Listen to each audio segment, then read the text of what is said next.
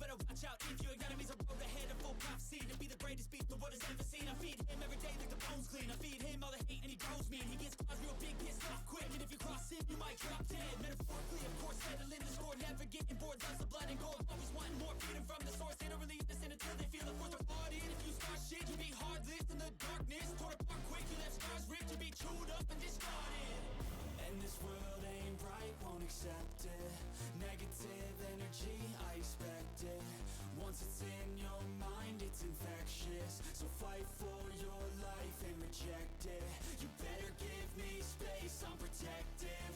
My adrenaline spikes when I'm threatened. And if you stay in my way, I'm aggressive. Cause when there's no exit, I'll kill when I'm desperate.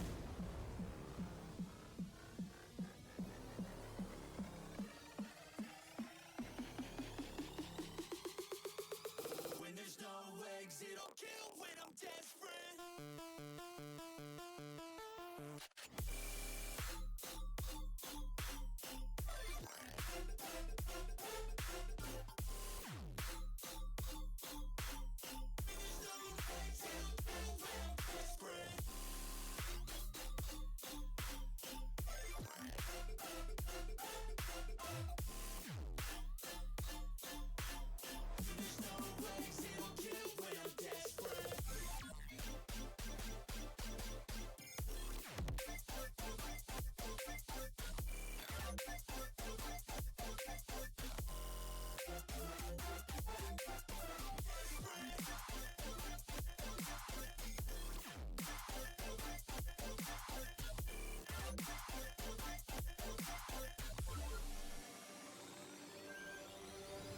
And this world ain't right, won't accept it.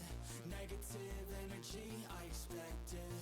Once it's in your mind, it's infectious. So fight for your life and reject it. You better give me space, I'm protective. My adrenaline spikes when I'm threatened. And if you stay in my way, I'm aggressive. Cause when there's no exit, I'll kill when I'm desperate.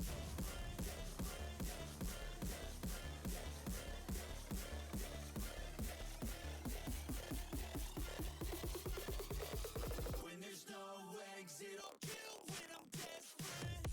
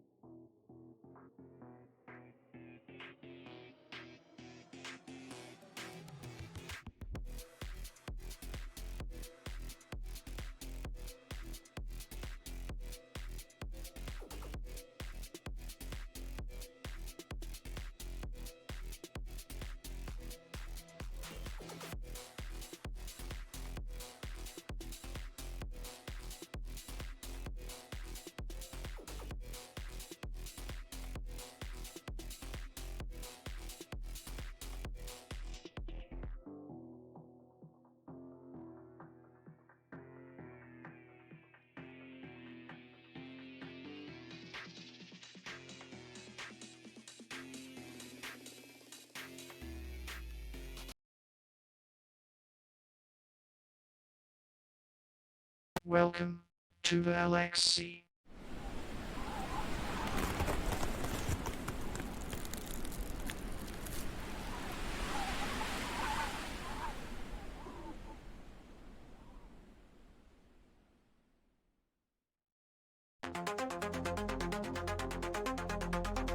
Down in the rift again, where champions ascend.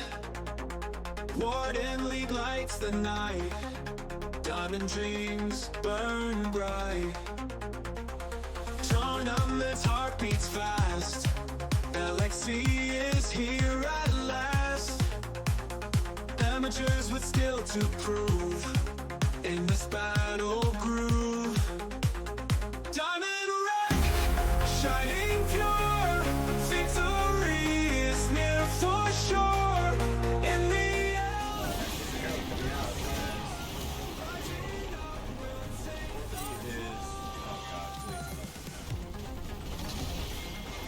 and he's going to be driven right back to no blem, so he's going to be caught. He's actually trolling. I don't know where this is.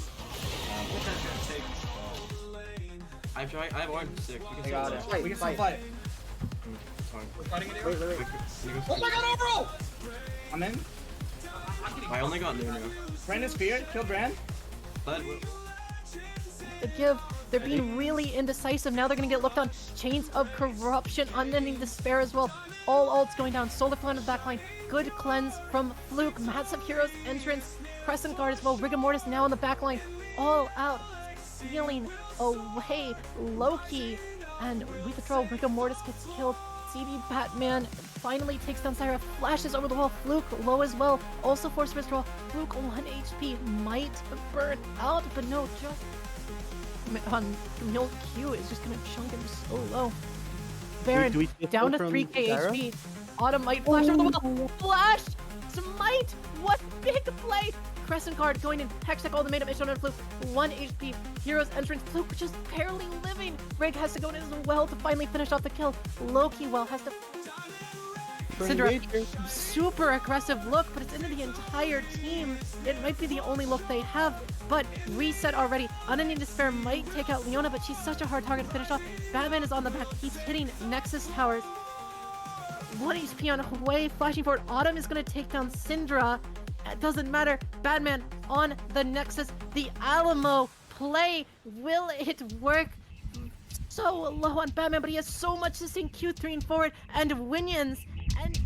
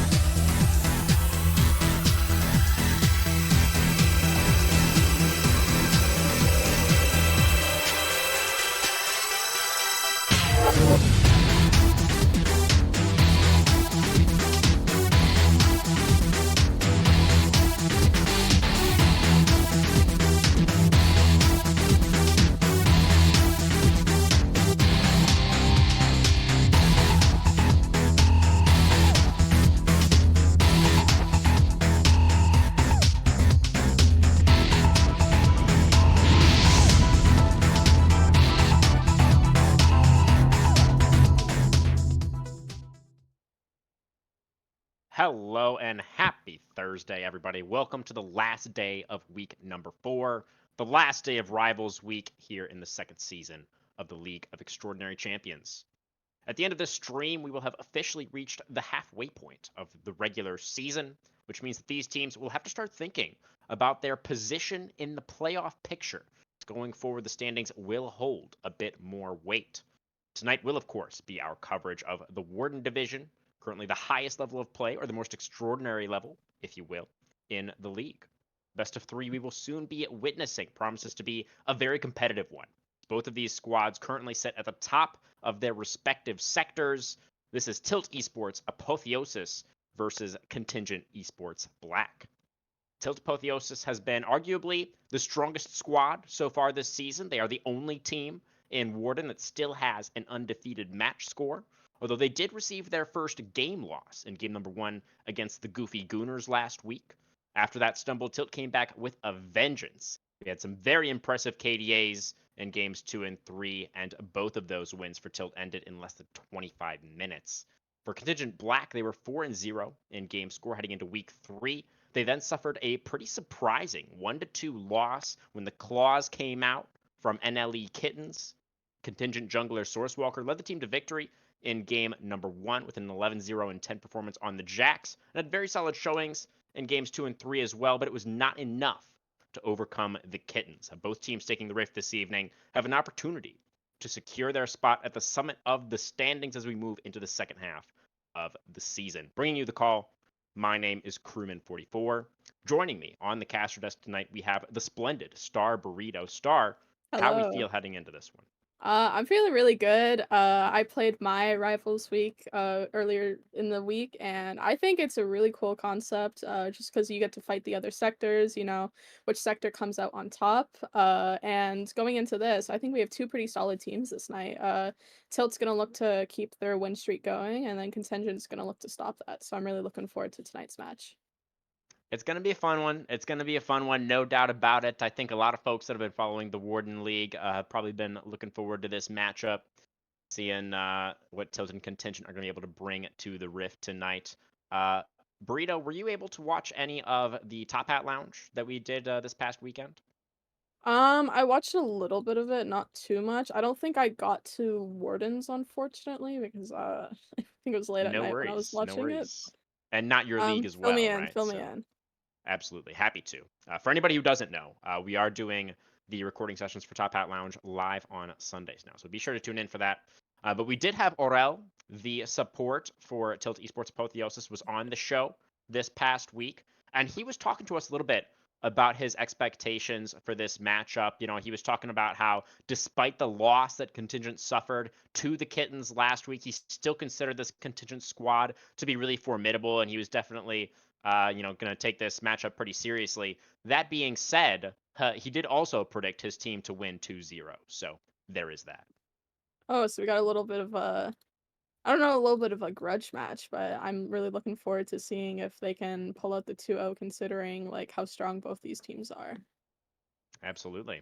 It's going to be really interesting to see. Aurel in particular, we actually got to see a clip from him. This was on the podcast as well. He had a pretty phenomenal, I believe it was a 5-man Rakan engage around the Dragon Pit. And yeah, I believe if it's the game that I'm thinking of, he actually ended that game 0-0-18 on the Rakan in a game that lasted less than 25 minutes. So That's a pretty very solid crazy score. stuff. No kidding, yeah. The dream support scoreline. So we'll have to see if he's going to be piloting the Rakan again tonight, or maybe Contingent don't want to let him have it. So we are getting into the draft now. Yeah, what bans do you think are going to be these first 3? I'm assuming we're going to see a Hecarim ban in terms of Contingent side, because it looks like Xenovia is a Hecarim one trick, and I don't think you want, unless if they want a piece of the Hecarim, but I think it's just going to be banned, including it because it's comfort as well. I don't know how the higher leagues work, but I know in like lower elo and Crusader and Sentinel, comfort I think is a big deal in terms of teaming and picking champs. So we'll see if Yeah. it's banned here. I think that's absolutely true here as well. Comfort, even when you get to higher elos like Diamond, Master, if you ask me, I'm still going to tell you every time that Comfort is king, and there is that Hecarim ban Yeah. that you were predicting, Star. I wonder if we're gonna see a Mel ban here. I know Mel was getting nerfed. I Mm. actually don't know if the patch came out yet because I'm not up to date on the patches when I should be. I'm a I bad player, but it looks like they might be. If they don't ban Mel here, we might see a B1 Mel because I know she's just really strong right now. She definitely is. Yeah. She was touched a little bit, or no, she actually was not touched on this most recent patch that came out last week. Is the third patch of the year. So I don't think those Mel nerfs have come through quite yet. Is available right now, as we can see. Did not get banned out. Contingent Esports banning away the Nico. This is something else that did briefly come up on our episode of Top Hat Lounge. The fact that the Apotheosis mid laner does love their Nico. Not going to So be an looks like they're option gonna this take time. that away, and looks like Tilt's gonna lock in Varus here. A solid ADC. Can't really go wrong with Varus. Oh, never mind. We're getting a They baited you. Sejuani. I'm a big Sejuani enjoyer. The only issue I have with Sejuani is I feel like you need at least 1 or 2 melees with Sejuani to help proc the E. So maybe we'll get like another melee here paired with Sejuani. But Sejuani is a very, very solid tank jungler in my opinion. For sure. And I think it's just a very safe blind pick as well, right? It's Yee? hard to really hard counter the Sejuani. The Master Yi being considered right now. So this is something that Sourcewalker did play last week How did it in their go? match. I gotta He know. did not win that game. Let me see if I can find it for us really Yeah, quickly. please, because out of all the leagues, this would be the last one to see a Master Yi in a comp game. You know, I like it. They're trying something new. Well, obviously not new because I played it last time, but maybe it didn't go terrible when they lost. But they're like, All let's just try it right. again. Maybe they fix the issues that they had when they lost, and we'll see what goes. We got a Kled pick. Wow. That's a really early top lane Wow. pick. Yeah, the Kled Yi 1-2 on red side. Don't see that every day. I did find the Yi game though, Star. It was game 3 that Contingent played last week against the Kitten, so it was a loss. Source Walker was 6-7-1 on the Master Yi in that game. Doesn't seem terrible. Well, I don't know how the game went in terms of like how long it was, who was on his team, who's on the enemy team. Looks like Tilt's gonna lock in the Aatrox here. Unfortunately, top's the only lane that I cannot comment on because it's the only lane that I don't play. I'm assuming Hmm. it's a counter matchup because there's no way you're getting counterpicked into yourself, right? Yeah, I mean, we could also be going back to kind of the comfort situation, the conversation we were having Right. before. It looks like Aatrox is one of the more commonly played top laners for Indigo, the top laner of Tilt Esports, as this season is the most played at 11 games, but only a 36% win rate according to op.gg, which a little bit weird. I mean, solo queue stats, take those with a grain of salt, right? But Yeah, sometimes it's just comfort a at the very team gap. least. Yeah, it Oh, is. there's It the Mel is. pick I was talking about because I was gonna be shocked if like first rotation like Mel's not banned and it just goes uncontested. But there's the Mel pick that we're looking picked by Contingent, and we'll see what Yeah, they're picking next year. It looks like they're gonna give counter pick to support. I don't see them counter picking ADC now that they see the Varus hover. that would make So sense to me. Although it could also be the Mel support as a possibility. So oh we'll have to keep really? that in mind. Yeah, she is a That could be a flex flex. between Yeah, mid and support, and even some people I know have been playing her AP carry bot lane. So that could even be a yeah. possibility as well. Could just be a There's three-way flex. Yeah. the Aurel's Rakan going to get banned away here in the second phase. They're countering it with the Alistar ban, but yeah, I'm pretty like it was expected for the Rakan to be banned, considering what you told me earlier with like the 5-man Rakan ult. So Oral seems like to be a pretty solid player when he's coming to playing Rakan, so it's pretty simple to get that. I'm assuming it's gonna be another support ban here. Yeah, makes sense to pinch the support pool, I think, particularly for Contingent Esports, as they do, as previously mentioned, have that Mel support flex option available to them. But it's interesting as well because Mel is another topic that we discussed at a good length on that podcast episode this past Sunday. Aurel had some reasonably strong opinions on it. He definitely felt like the champion can be strong in certain situations, but he felt like there were clear weaknesses as well, where you can, if you Yeah. draft around the Mel, she definitely can be punished. So I'll be interested to see what Tilt Apotheosis bring out here as their answer to the Mel, because I mean, Mel definitely feels amazing into champions like Varus and Sejuani, right? Where they cast Yeah. their ultimates, and Mel is like, cool, thanks for the ultimate. That's great. Yeah, Tilt's gonna have to be very patient in terms of tracking Mel's W as well as when it's up and how they're gonna be using their ults because this is a very Tilt really has like a pick-sided comp right now with like the Sejuani R and Varus R, but if you throw that at the wrong person, the game's just gonna be changed in that one ult, and you're gonna try stunning the Mel, and then it's gonna come right back at you. That's right. They're going for the Braum here on the R4. That leads me to believe that it is going to be Mel Braum bot lane. Yeah. That's my hypothesis right now, Star. Yeah, I think so too, because there's no way that they're sending Mel mid and then giving ADC counter pick when we already know what's Yeah. happening in the bot lane, unless if they just want to know what the support is to like play maybe a safer ADC depending on what they pick. But I think I agree with you. I think it is going to be the Mel APC and then mid. Looks like and giving the counter pick to mid. Looks like Tilt's gonna lock in Ari here. I really like Ari. Oh, never mind. Oh, baited They keep again. bamboozling. Yeah, I keep getting baited here.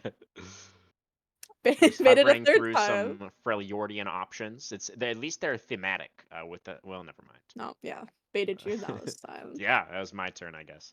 Pike. Um, Akali. Okay, yeah, they're just bamboozling we'll just have to us at this stop point. looking Okay, at the. Talia. Okay, it's locked in now. Interesting.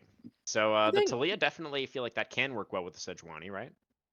I think Talia is just a good pick including into this team. Like they got a lot of Mm. dashes, so I think they're just gonna be help denying a lot of that damage, as well as Talia is a really good poke champ, I think. So as long as Talia I don't know. We'll see how this works out, but I think Talia is just a pretty solid team into Braum Kled Yi.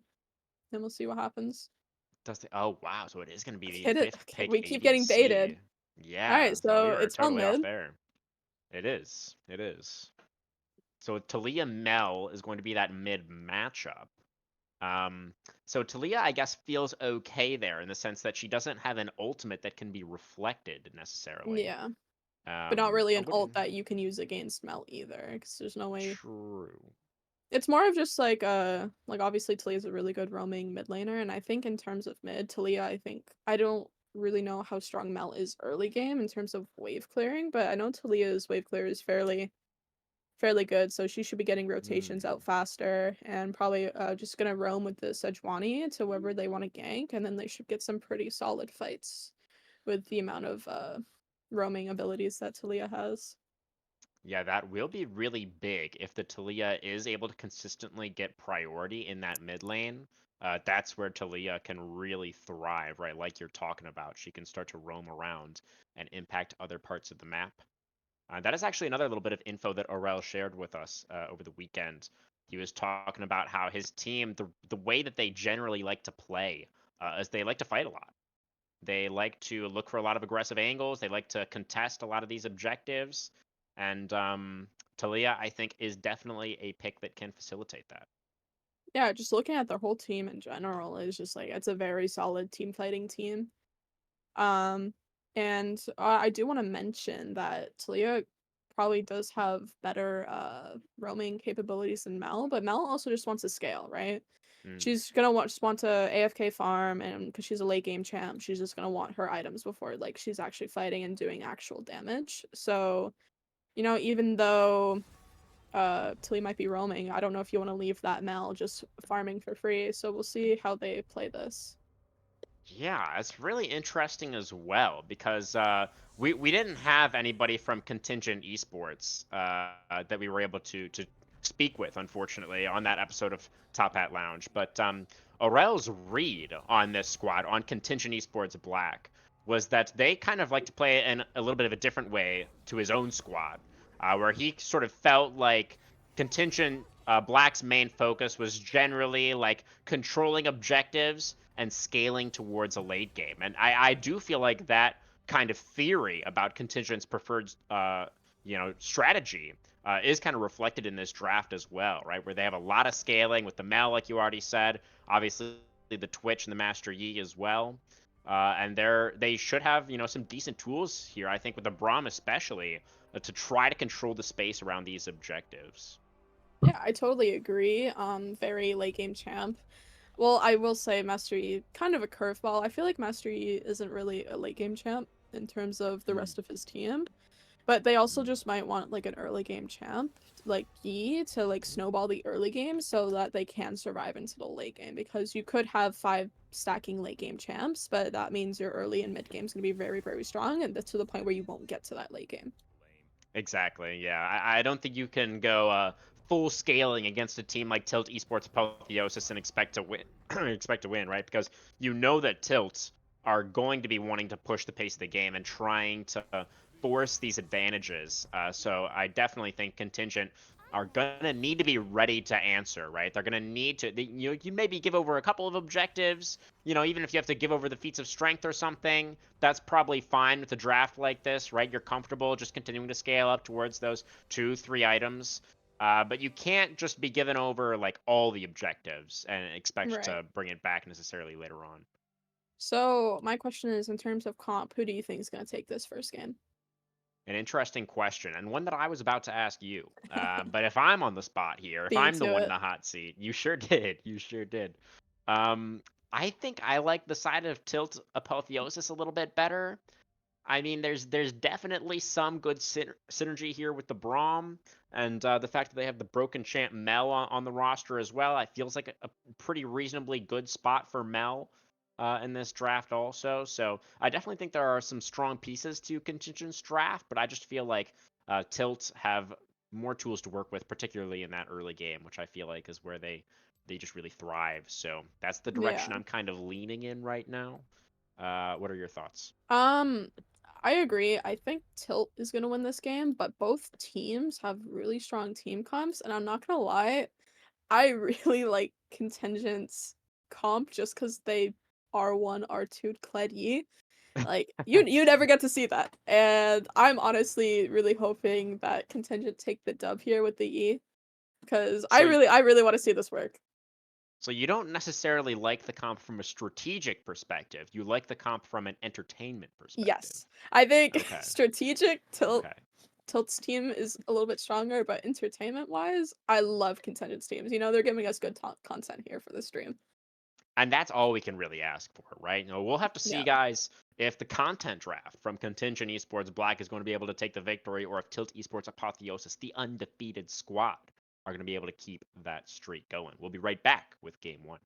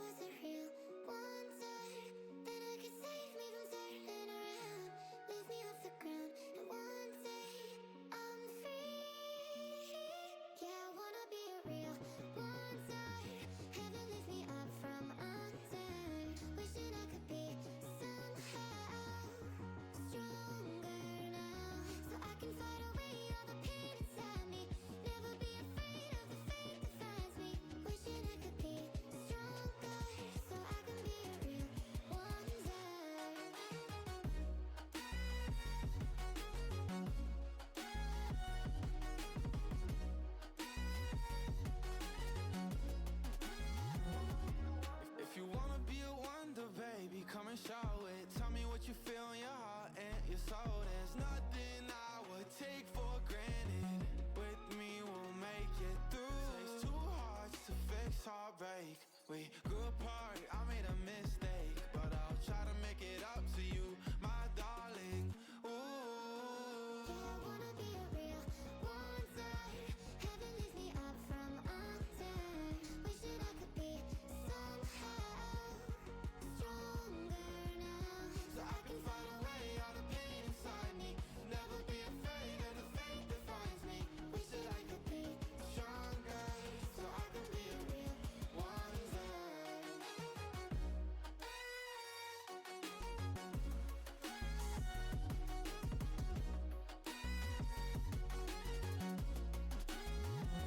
I can fight away all the pain inside me. Never be afraid of the fate that finds me. Wish that I could be stronger, so I can be a real wonder.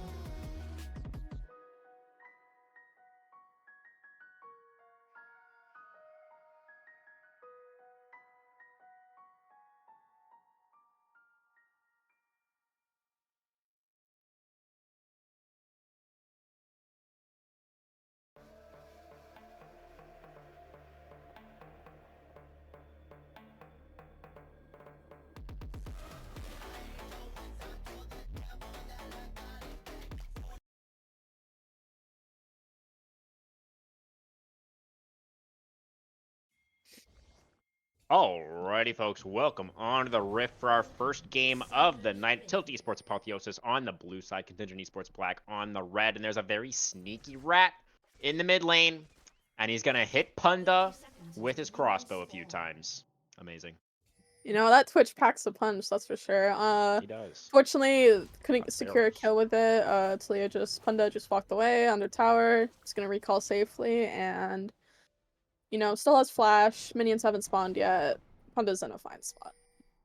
Although they did get a ward on Tilt's red side, so they are gonna know where Xenovio starts here. And I also want to mention Kled has Ignite, so I think he has to go that, which makes sense into Aatrox. Like, you need it to like win those fights, but I wonder if that's gonna be punishable later because they're now down a TP.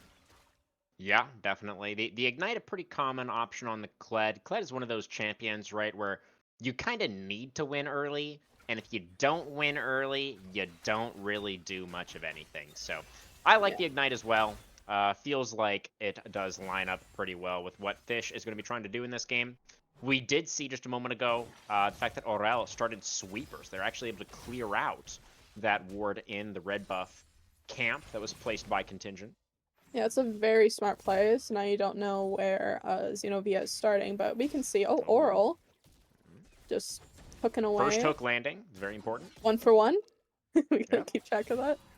But what I want to mention is junglers are pathing away from each other, and they're just pathing towards their carries this game. Although Tilt does have a carryable lane in every lane, I think they just want to get their bot lane ahead, including it's a Twitch Braum, so it's a pretty passive lane. And then Swaswalker wants to path up to the Kled with Ignite, get him ahead, because you want your Kled ahead. You don't want him, as you were saying earlier, you don't want like a neutral Kled later in the game. You want to get him ahead early. Yeah. If Kled doesn't start winning, then all you're left with is Skarl, and that's not really a situation you want to be in. Fish now in trouble. He's lost Skarl, and Kled, I think, is about to go down here as well. A couple more auto attacks from Indigo. The Kled trying to remount. Very, very close, actually, to getting that remount off, but Indigo will secure the first blood for Till. You know, Tilt just really seems to be baiting me all these fights. Like, I'm saying, like, oh, he's gonna path down, you know, get water ahead in the bot lane, and he just goes ahead and 3-man's gank. I mean, who knows what their original plan was, but then Indigo was be like, hey, Kled's, you know, up too far, you can 3-man gank here, it should be a secured kill, and that's exactly what happened. Yeah, really nice move there from Zenobia. As that's going to be a flay in the bot lane. As Panda getting chunked down extremely low. The Braum flashes away. The piercing arrow still connects. But with the potion ticking, Panda will survive. Kawota sidestep on the death sentence. And the hail of arrows as well gets away from that one very nicely. And now Aurel also chunked down pretty low. Yeah, that's really good fights already early in the game. We love action-packed games. See Source Walk just finished her clear. Looks like maybe gonna try sneaking up on Punda here, but I think Punda knows. Ooh, a turret dive in 2025 in my League of Legends. Kawota pops the cleanse, tries to stay alive. It was Aurel who had soaked up the turret aggro beautifully. Zenobia takes the first kill, but it is going to be Varus traded back as Twitch does get the last hit on that one. And now Zenobia takes the extra turret shot. It's going to be a double kill over to the Twitch. It looked good at first, but a little bit of botched execution gives 2 kills over to the Contingent carry. Yeah, that was a very unfortunate dive. I really liked the confidence that Tilt had. Unfortunately, it just didn't go their way. It looked like Zenobia got minion blocked, which is why they took the extra minion shot. And unfortunately, the one kill that they did go to the Sejuani. Probably not someone that you want to have the kill, including that you just want it on your Varus, which was probably like the whole point of the dive. And now Twitch is now ahead compared to Water, so we'll see what happens. Definitely not ideal. Nice shove in the mid lane. Gets Epitome chunked down pretty low. And Aurel also here to assist Punda and getting this wave shoved out. Hook. Ooh, just not quite going to land there. Onto Epitome. The Mel will survive. Holds on to the flash as well. Fisherman has to flash out of that Q3 coming out from Indigo. The Kled will now be able to remount, but still relatively low HP. And the Bear Trap not going to connect. You know, really enjoying this game so far. I hate games that are just like AFK farming, and each lane is just like packing a punch with these fights, and I'm really enjoying it. Fish is just doing Kled things up top, which I don't know if you caught that earlier. When that first blood did happen, unfortunately Zenobia didn't help to get that wave out under, so Fish managed to catch that whole wave. So Aurel flashes for the flay. Epitome hasn't gone base yet, and the shove is going to get the flash out from the Mel. Meanwhile, in the top lane, Indigo dismounts the Kled once again. Ignite committed there by Fish. Has to play so respectfully, though. This Aatrox right now knows he has a flash disadvantage, and Fish is just going to be forced to go for the recall. Yeah, hopefully he's smart enough to stay, because we have Zenobia just lurking in the shadows. Looks like they're going to start Grubs. I think Grubs are really smart for Tilt this game, including that they're going to be down a TP, and I feel like late game, they're going to have a really hard time facing this Aatrox. So having Aatrox in the side lane with possibly 6 Grubs is going to be a big issue for Contingent. Absolutely, yeah, and I think just denying them from the Kled as well. Also really, really nice. Yeah. Contingent's just gonna trade Drakes, or trade objectives, sorry. Pretty standard. Normally, both teams just get one of the objectives at the beginning. It just matters which ones they want to go for. Absolutely. Very common trade we see these days. Another nice shove in the mid lane. Here comes the Sejuani, thinking about a move, but doesn't have access to the Glacial Prison yet, so is just going to wander by. Was probably thinking about maybe contesting this dragon, but it is going to get taken down before the Sejuani can get over here. And now Master Yi does have level 6 Sourcewalker, going to go in with the Alpha Strike, and then concussive blows stacked up as well. Aurel in trouble, trying to get away from this one. It will be executed by the Mel, and in comes the Twitcher off on the flank as well. This fight looking amazing for Contingent Esports as Water is going to get taken down as well. It's 3 kills for nothing. Contingent Esports get the objective and a huge team fight win. This is a really, really good start for Contingent. Getting Epitome 2 kills and Sourcewalker getting that 1 kill. Fortunately, Zenobia did not have that Glacial Prison, so they were just down a really important level. And this is how Contingent wants to play. Like, you want to get ahead early, you want to get this Yi head early, and now you got the Mel ahead early as well. It's just a really, really good start for them. And they got the combat feat as well during that fight. Oh, true. Yeah, the first you know, a little bit of progress towards the upgraded shoes. But yeah, that's the cost for Zenobia for going for so many of those early plays, right? You end up falling a little bit behind the Master Yi in terms of the farm, in terms of that experience. And that's what we saw right there. Yeah, because obviously Yi is compared to Sejuani early game before 6, really hard to gank any lane when you have no CC compared to the Sejuani. So Yi's just like, hey, I'm just gonna perma farm, get to level 6, and then see what I can do. He hit level 6 and he played it well. I also want to point out the ward vision that they have on this bot line juggle. Wow, yeah. When I was looking at the stats of these two teams earlier, Contingent had a much higher stat compared to Vision than Till Esports, and I think it's going to really show in these series. I think wards and Vision are so important because you can jungle track, and I think that's what's happening top lane. Execute! Oh my god! I missed that. Oh, is that damage? Punda had What like happened? half a health bar left. What happened? I mean, Mel pressed her R button, and then the Talia just kind of exploded. I don't know.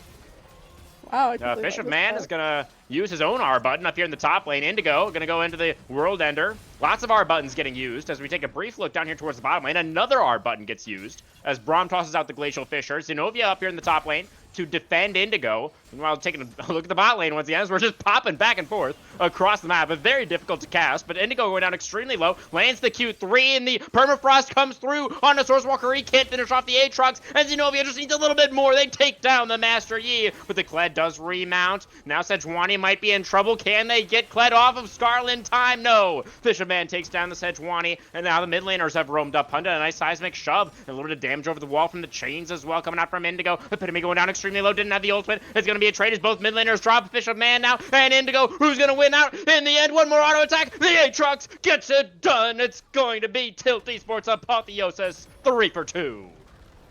Oh my goodness, well done casting that. We were just going back and forth, top lane and bot lane. Very action-packed game. I mean, I asked for it, and it looks like we are getting it. Indigo is now 2-0, really far ahead, up 1,000 gold compared to Fish. I think that's a really good spot to be in. Oh, Indigo's getting TP'd on, though. Oh, interesting. He's Yeah, on here Vision comes that's the too. Mel, actually. Epitome teleporting behind the Aatrox right now. Has a ward in the bush, and Indigo has no chance of making it out of this one. Looks like the kill is going to probably be given over. There's the Mel actually picking it up, the shutdown. An extra 238 gold for Epitome. Yeah, these fights are going so well for each team, and it's pretty even right now. Looks like Sourcewalker might look to just take these grubs, but he has the vision, so he knows that he can't start them yet. Because he sees Oral lurking around. Indeed. He's going to start them up now. And the side of Tilts, they clearly know that this is happening, but it might be tough to force their win here. Oh, the hook lands onto the Master Yi. He does have the ultimate, though. It's going to be Sourcewalker looking to try to turn this one around as he dashes forward. He takes down Aurel, but the Master Yi immediately going to get traded back. Glacial Prison landing onto Epitome, who flashes away, stays alive for now. It's going to be Indigo trying to chase forward, but it's a double kill over to the Mel, showing her brokenness on display for all to see. But that's a nice trade back as Punda picks up a Braum. This is like the best spot that ML could be in. Epitome is already 7-1 at 6,000 gold. That's crazy. She's already a late game champ, and she got ahead so early in this game, and she's gonna be really hard to shut down, and she's gonna be one-shotting these squishy champs later in the game. Yeah, seriously. I mean, we've already seen that, and it's only going to get more oppressive for the side of Tilt. I think that they are in significant danger of getting meld. Release date diff incoming. You know, well, this is the price that they have to pay. Oh, looks like Kawada. Okay, here comes the Kled charging on towards Aurel. The Thresh trying to make it back into his own jungle, but that is not a safe place for him as Kawada now on a killing spree. 3 kills for the Twitch as well. You know, surprising with like how many kills Epitome and Kawada have, you think that the Gold League would be a lot different, but it's only like 1,000 right now. I thought it'd be a lot larger than that. But what I was gonna say earlier was before I got graciously cut off. But Sourcewalker is gonna secure the feats here. I believe that's feats for them now, unless if they got a grub earlier.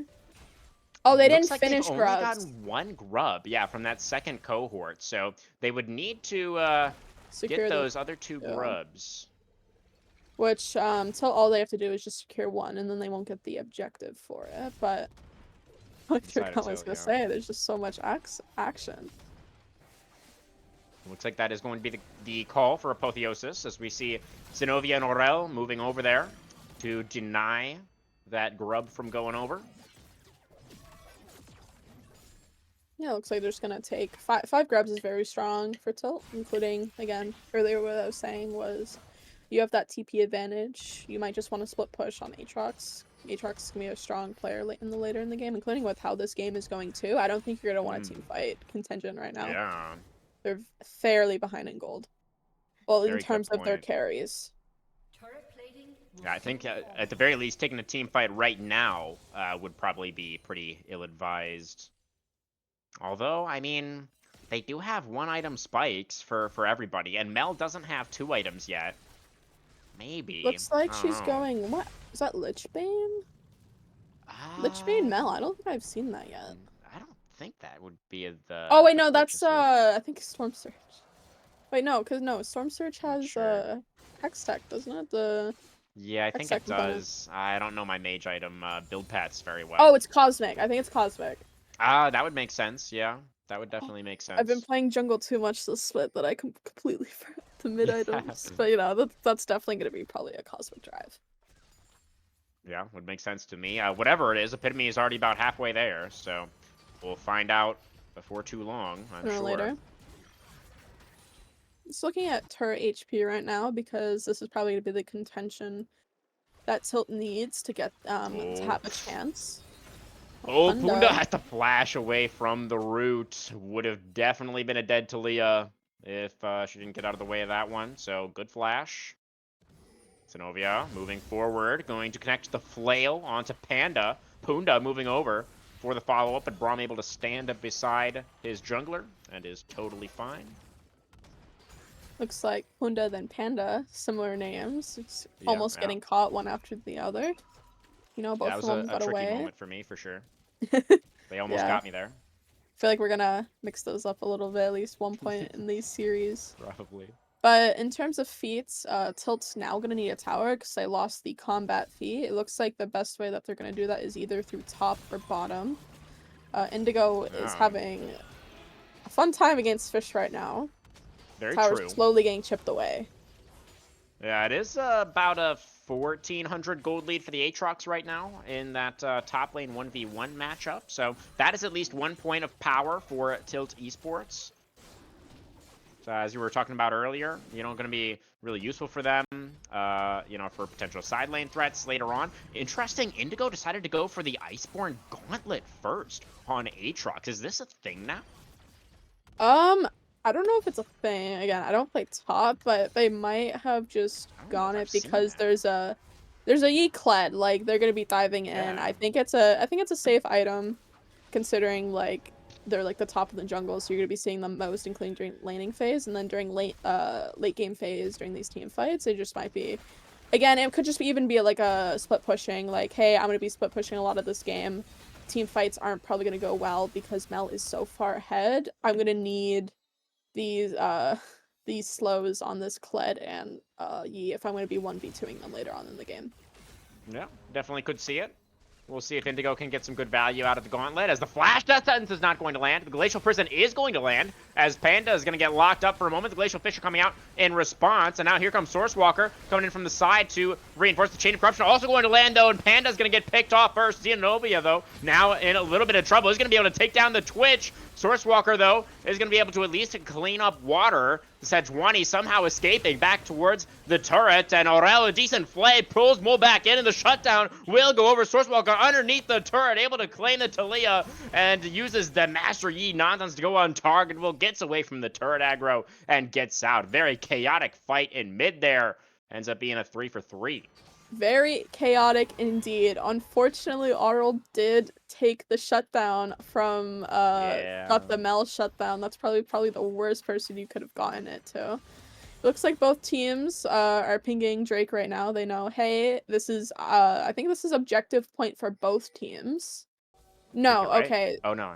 So I think it's Tilt needs 2 objectives still, Yeah. and then Contingent needs 1.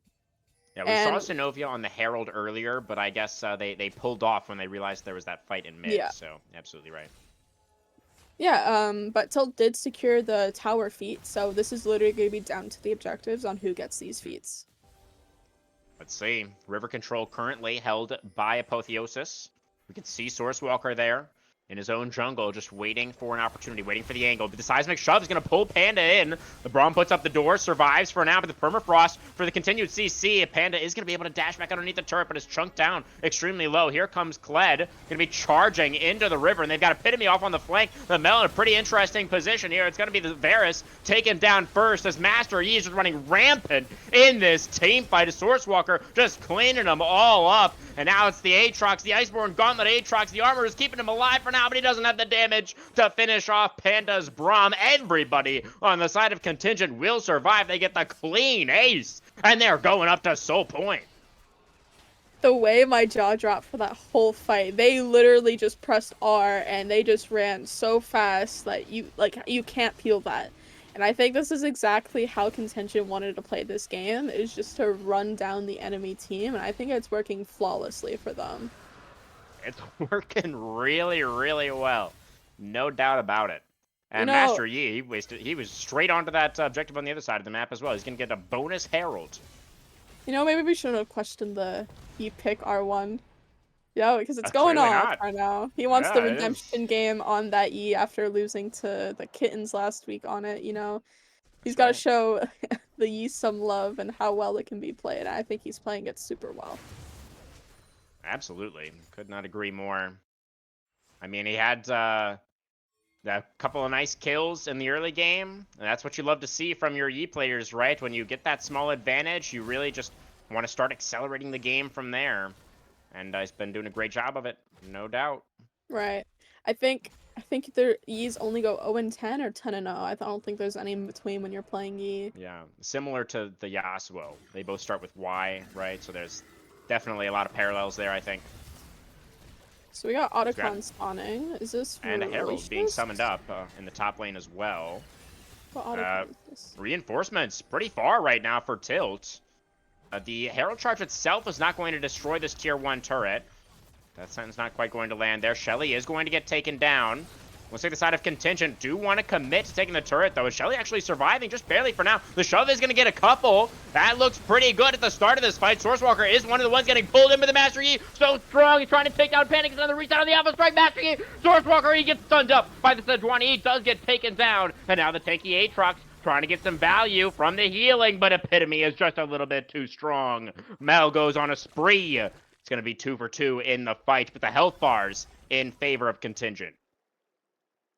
I remember what I was going to say now after that fight, because I'm like, man, this Mel is so strong. I think Tilt is being punished by not banning the Mel here, or first picking it. I think Mel's a strong champ right now, and I think they're definitely getting punished by it right now. Epitome 10-2, how much gold up? Up around 2.5k gold on Punda, and they're going to have a really hard time. She's just going to keep scaling. Yeah, I mean, for the side of Tilt, we have to assume that they saw it coming, right? I mean, you can't just leave Mel up, not pick at B1, and expect your opponents to not pick it either. So I didn't feel even like B2 or B3 it. That's right, yeah. I mean, clearly, I think they thought they had the answers, but that does not seem to be the case. They might just be trying it, saying like, hey, let's see how this works into Mel, and, is Warden fearless? No, right? It is not. It is not, okay. So maybe next game, if they pick, whatever side that they pick, I mean, I don't know who's gonna win, but hopefully whoever is on red side or blue side, they look to B1 it or ban it if they're not gonna look to play it. I think I would like to see the banning strategy come through as well. That would definitely be my preference. Right. We'll have to see if that does end up coming through, as poor Xenovia going to get pushed off his own Gromp, and now might actually be finding some in the Death Chamber. Does have a Lantern. Is the Sejuani going to be able to click on it? Yes, she will. Does get back over the wall, but now Sourcewalker flashing in there. The Master Yi is so strong. He tries to do the Sejuani, but the Kled has also been taken down. Sourcewalker, though, is going absolutely ballistic in the backline, looking to take down the Varus next. He's just shredding them like paper mache. Sourcewalker with a triple kill. Sourcewalker with the quadra kill. And that might just be the dagger. That that was a yeet, that's for sure. I think Sourcewalker played that super well. Timed his Q perfectly for the CC, so he didn't get CC'd once at all that game, that fight. And you know, I don't see how Tilt come back from this. What are your thoughts? How do you think that they could possibly come back from this? Oh, I mean, I think it's pretty cooked for sure. I believe this is the Voracious Otacon. He looks very red. Yeah, so that is the GA version. So that means that the side of Contingent Black now have 5 GAs for their Ocean Soul. That's spawning in 40 seconds. So, yeah, we also have Baron doomed. spawning in a minute 30. So Yeah. they could possibly get 2 objectives out of this, because I believe the GA lasts for 3 minutes? I actually don't know how long it lasts. Something like that. I'm not sure either, to be totally honest. But that sounds about right. 150 seconds. Yeah, so just under 3 minutes. As we can see here, it is still very much on for now. We do have Contingent moving into the river to establish some control. And we also see that Tilt, clearly, they don't really want to give this objective up for free. That is going to be a hook landing onto Kawota, and it's going to get a cleanse. And now the Twitch is going to flash forward and gets water chunked down extremely low. Just a few bullets from the Twitch, forcing the Varus to retreat. Blasco now going to be denied as the Dragon gets started up. Zenobia on the flank. Shedzwani could maybe try to go for some kind of hero steal, but in comes the Kled off on the side, and there goes Sourcewalker once again. He's ready to start shredding through some more health bars. There's the Shedzwani is going to get cut down. First, Indigo is going to get taken down. Nest, not enough armor in the world to save you from that Master Yi when he's this fed. 3 more quick ones for Contingent Esports. Underneath the turret he goes once again. There's just nothing they can do to stop this guy. Is this a penta? I'm not actually sure. I don't think so, but it's still an absolute wipe. Another clean ace for Contingent Black. Yeah, I think this game's a little bit cooked. You know, I did say Contingent, this was an entertainment comp, but they're making it work like phenomenally, and I really like this. You know, Sourcewalker, if you're watching this, I'm sorry for dissing the Yi. You are proving me so wrong right now, and I am so happy that you are, because I'm loving this Yi pick now. I really hope they pick it next game. Consider us entertained. Yeah, and it's also winning the game, so that's pretty cool too. You know, they may have done it for the content, who knows, but they're definitely giving us content, which I enjoy. I'm about it. I'm about it for sure. We did just see the Ocean Soul go over in the aftermath of yet another extremely one-sided team fight in favor of Contingent Black. And now all that's left is for them to secure the Baron and do a little bit of marching on the enemy base. When a team has this much of a lead star, I always like to start judging them based on how quickly and efficiently they can close out the game, right? Because getting a massive, ridiculous lead is great, but it's really the destroying of the Nexus that gets you the wins in League of Legends. Oh, looks like that's how I lost last week. Yeah, but, these things do happen. About a 6k gold lead right here, and it's just going to keep increasing as this game goes by. It looks like Contingent is going to look to take this Baron, and I think just based on their comp and how far ahead, they can probably just ignore the tower if they want to fight. Like, all Kled and Yi press R, they can just ignore that tower. I think they shred the enemy team so fast that I don't think the tower is going to matter if they do end up fighting. Oh. Yeah, here comes the Kled. He's going to charge forward once again. He's not going to find anybody, but looks like the rest of the team absolutely will. Sourcewalker goes legendary. He picks up a couple more. The pad has already extremely large KDA, and that is going to be Zenobia taken down as well as everybody on the side of Tilt just has to scatter, run for the hills.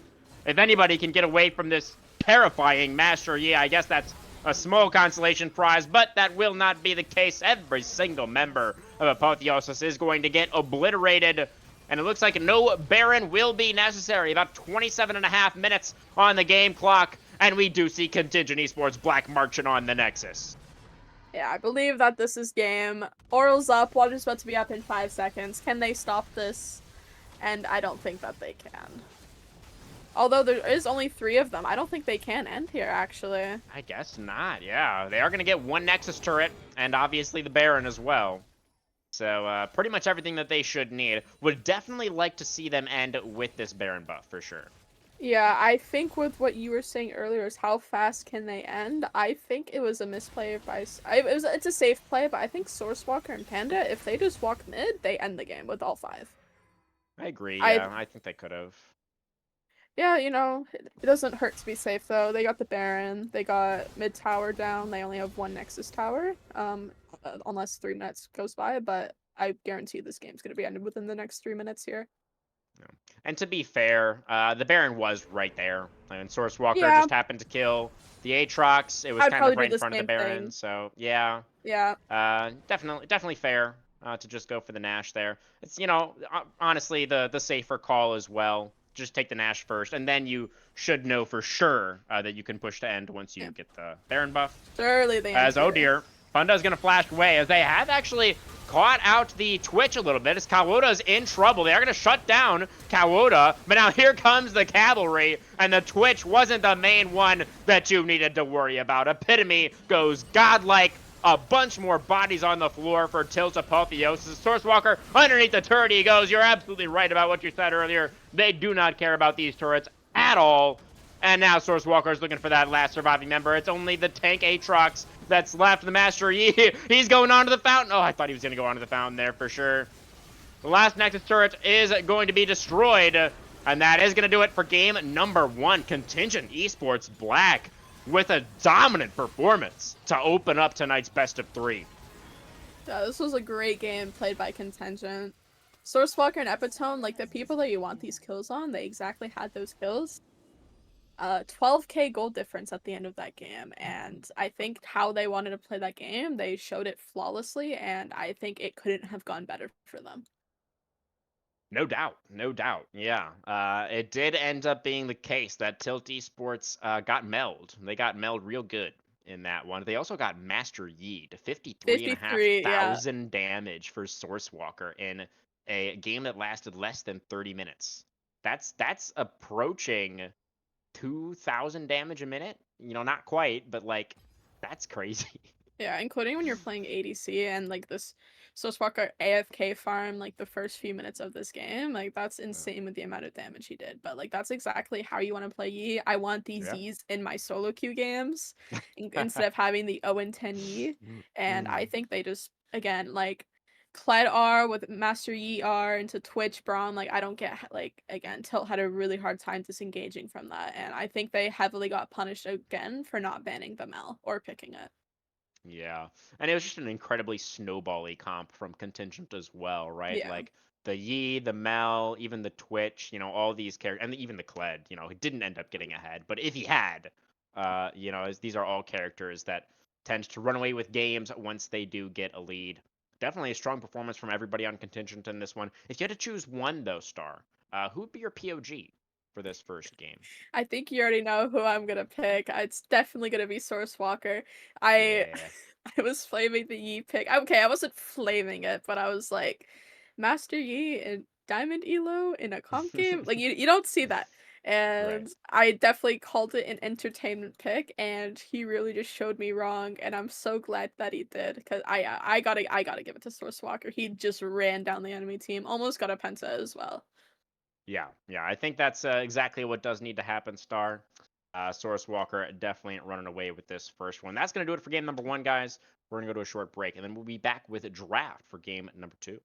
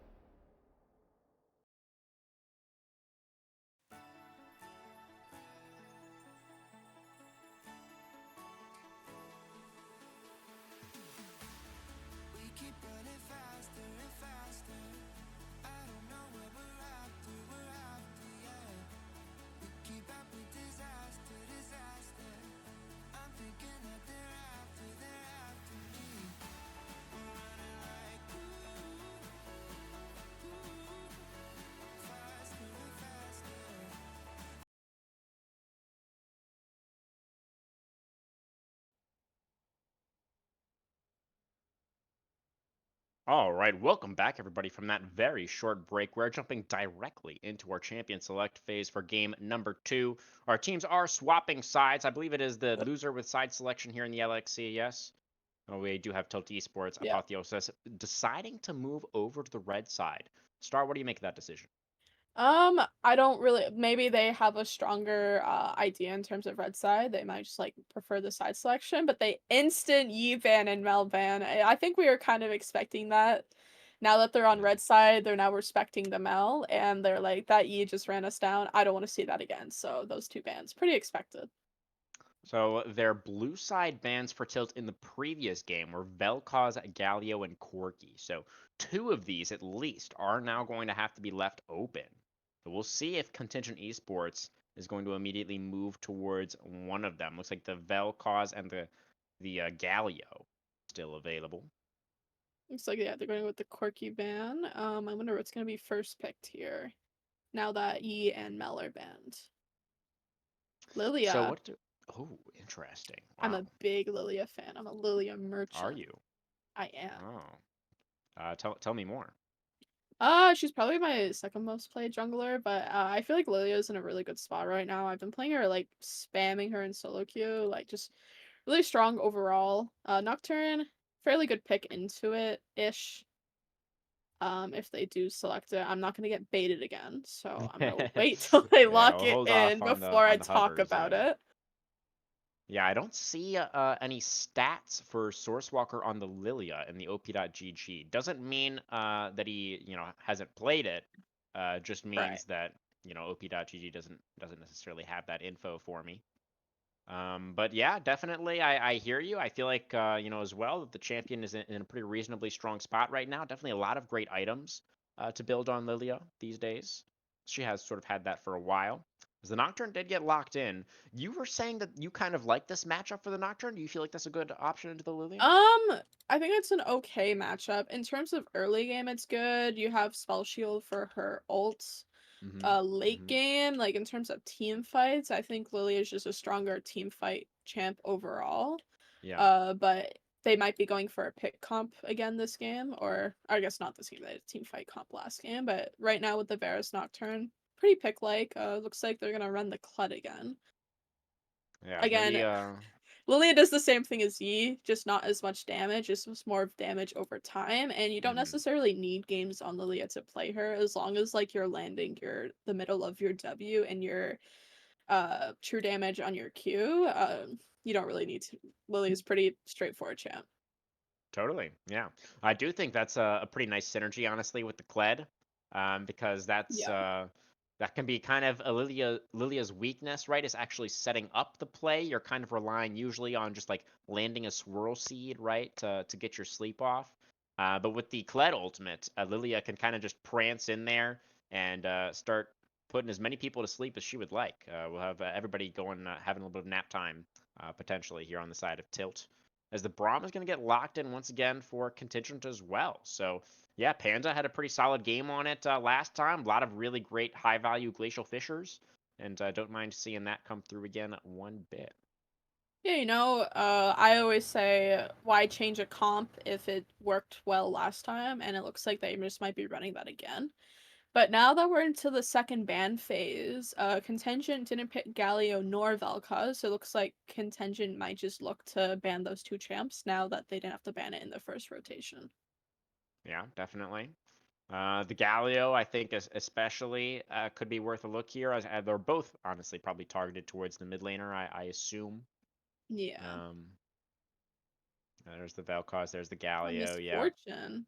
Epitome also plays Ambessa mid, apparently. And then there's also like a little bit of Zac, Karma, Cho'Gath in here. So some fun options that we could potentially see come out from Contingent.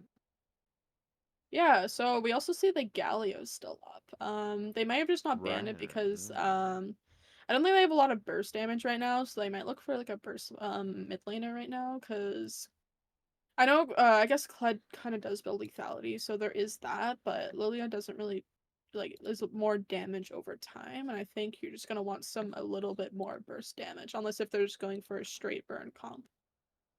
Hmm. Did the Very stream die? interesting. Alright, draft died. Oh dear. Yeah, All right. draft The will do ban its was thing. Milio though. Okay. So just for this the old-fashioned way, we're just gonna have to comment out what's being banned Just slash picked. just start typing in chat. Yeah, fair enough. They might give it a second to reboot, but last time I waited on that, it was like 5 minutes. So they just might Hmm. say it in chat here. We'll see. We'll see. We haven't really touched on the Oriana lock-in just yet for Tilt that they did True. go for on that R3. Oriana Nocturne, obviously, pretty Very well-known good combo. combo these days. Yeah. Yeah. I don't know if I love it into what Contingent have so far. Yeah, I feel like it might be an okay in terms of like it's good disengage, but I don't like if Lily gets max stacks on her movement speed, she's gonna be really hard to catch with Verazar and Oriar, so they just might not even have the chance to catch this Lilia. Yeah, yeah. I mean, the kind of the cool thing, I guess, about the Nocturne Oriana combo, right, is Nocturne can just kind of click on the Lilia, and then he has a shockwave attached to him Yeah, that Lilia will then have a very difficult time theoretically at getting away from. So, that's the combo we're um, gonna be looking for. I know mhm. it does take some practice, including if you're doing long range Ori Nocturne ult, because I know there are ways where you can like Oriana ult way out of her range as long as you time it perfectly. So we'll see Yeah, how this yeah, works. exactly right. You can buffer it.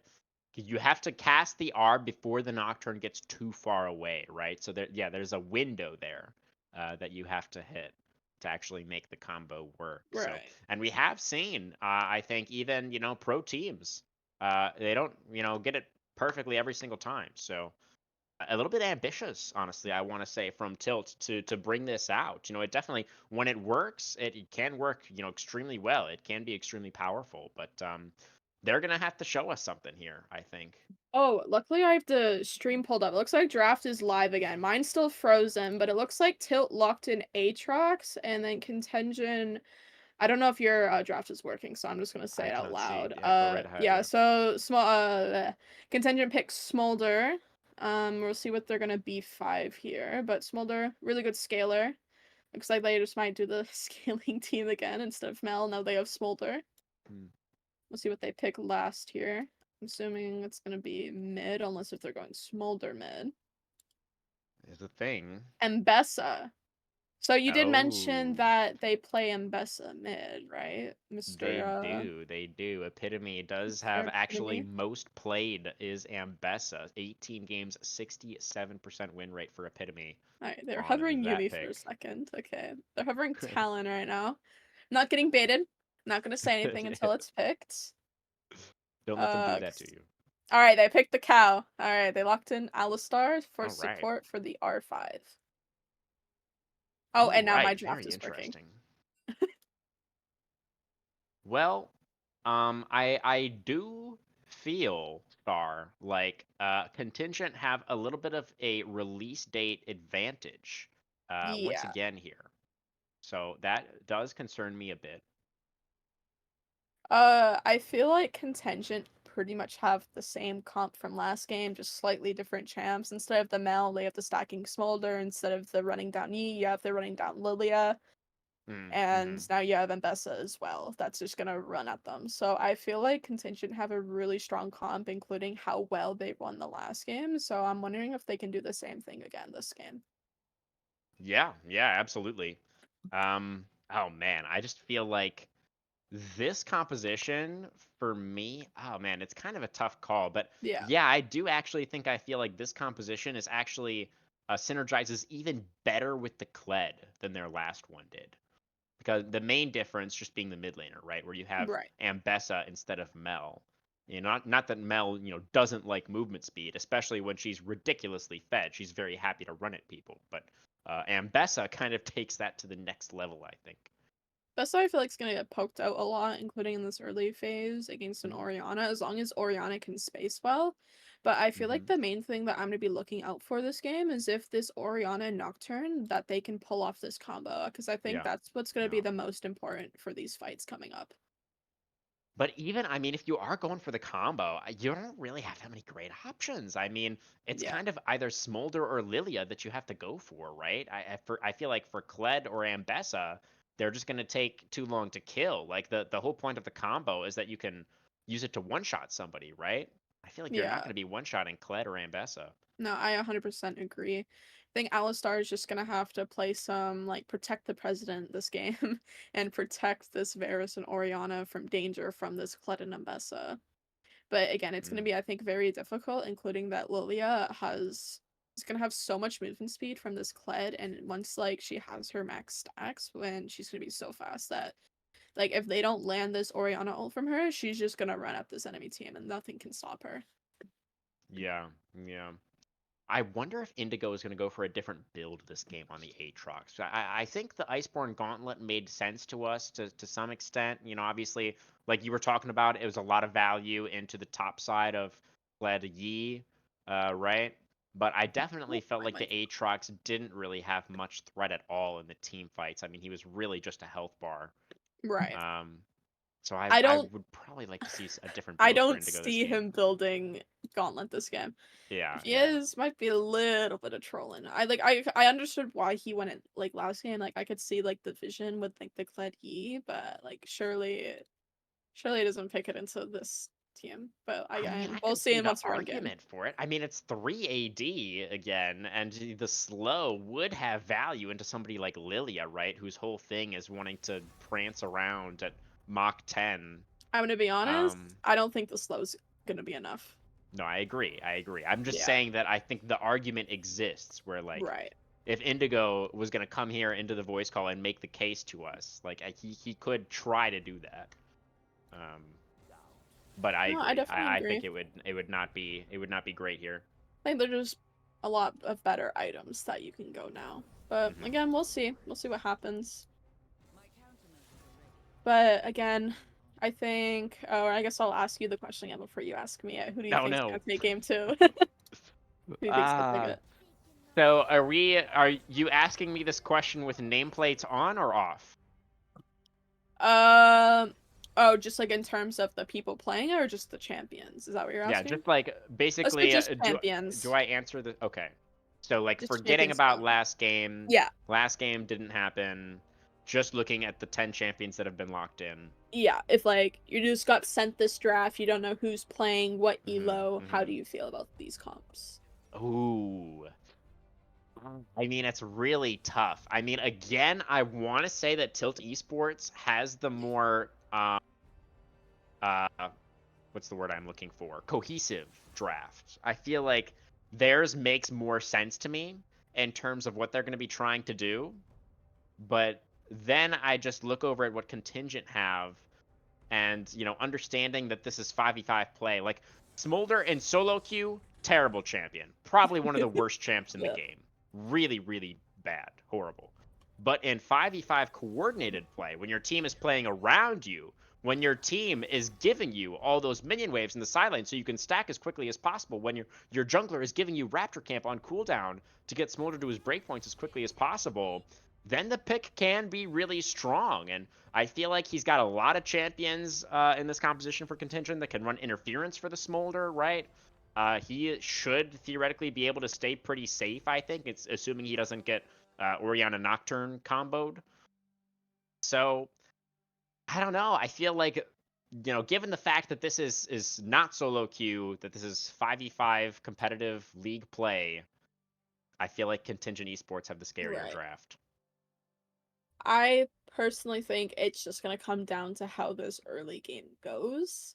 If Till Esports can get this early game, I think it's gonna be really hard for Contingent to play into it. But if they can't get the kills or the priority that they need and like these objectives, turrets, just like everything, I think Contingent can easily like I think the moment it hits late game, I don't see how Tilt can come back. I think it just Mm. matters how well this Smolder can stack and how fast he can and see if he gets punished early game, and I think it's just gonna come down to that. Yeah. Yeah. Yeah, I mean, that's basically what we ended up seeing last game, right? It was pretty close at the beginning. It was very back and forth. But Yeah. then that first really big team fight that broke the way of Contingent felt like it just snowballed their strong scaling draft to a point where they were far enough ahead where they just started winning team fight after team fight after team fight. and it just felt like Tilt Esports, like you said, had no chance of really coming back at that point. Yeah. So Contingent looking for a similar strategy, I think, here in game number 2. It's safe to say, and Tilt Esports Apotheosis busting out something a little bit flashy, something a little bit different here with the Oriana Nocturne. And I think that is going to be the crux of this draft. If they're going to be able to make it work, if they're going to be able to get us to that game 3, then we're going to need to see some heroics from the mid jungle here of Tilt Esports. Don't go anywhere, guys. We are going to be right back with our second game of the night.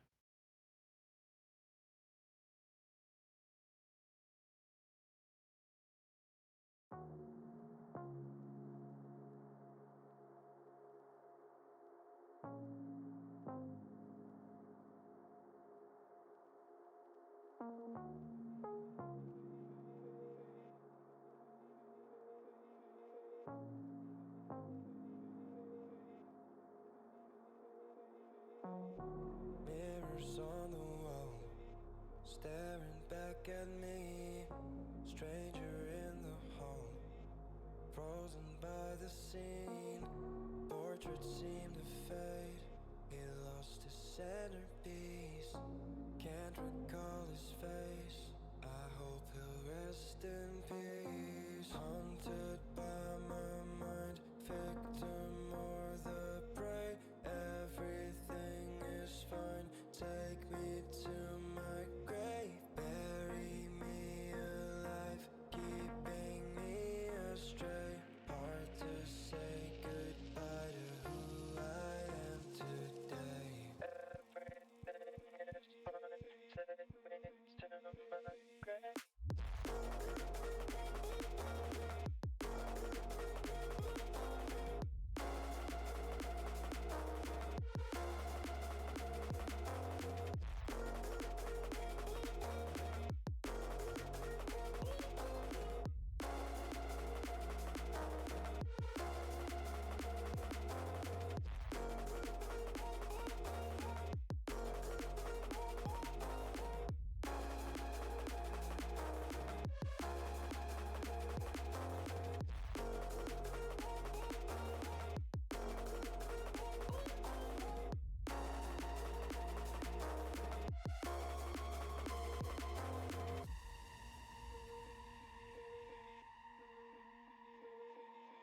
Haunted by my mind, victim or the prey. Everything is fine. Take me to my grave. Bury me alive, keeping me astray. Hard to say goodbye to who I am today.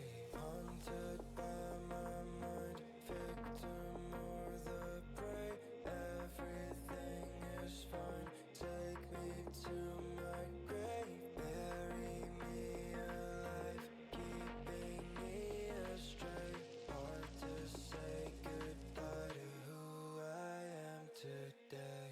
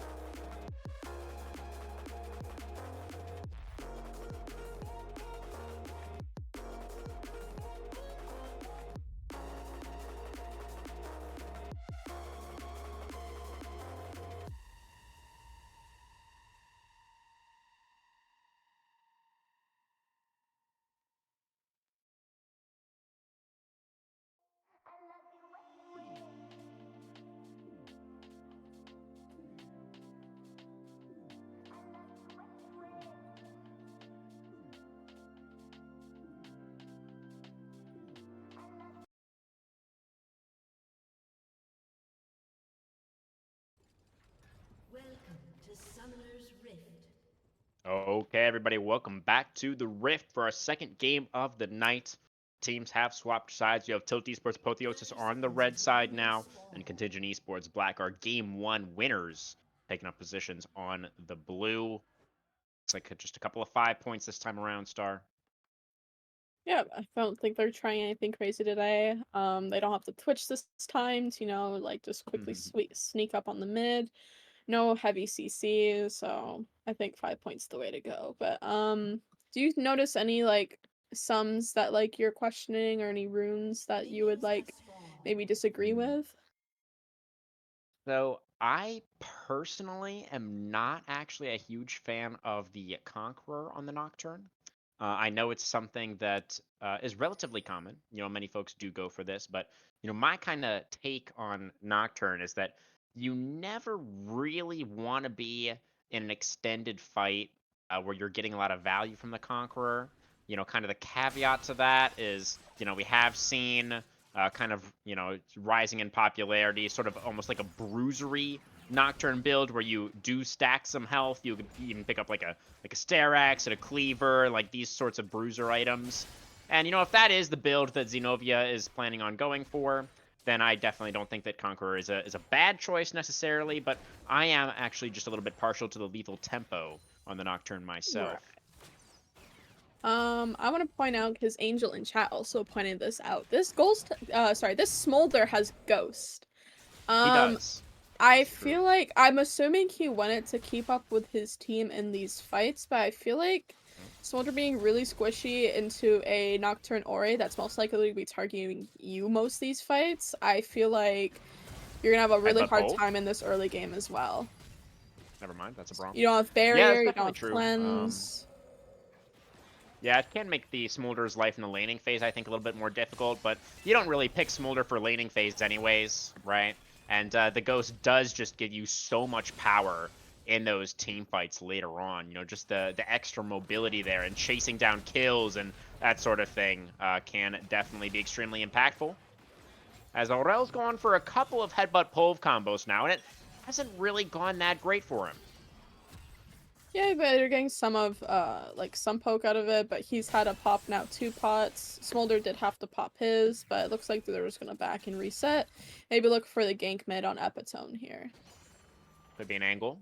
The Ambessa was pushed up pretty far a moment ago, but Epitome, is going to dash forward. Could that be the wrong time to dash forward? Aurel does still have the flash, thinking about it, but didn't quite have the angle. Epitome just barely backing away in time. Looks like he's going for the rebound. Oh, here comes the cow again.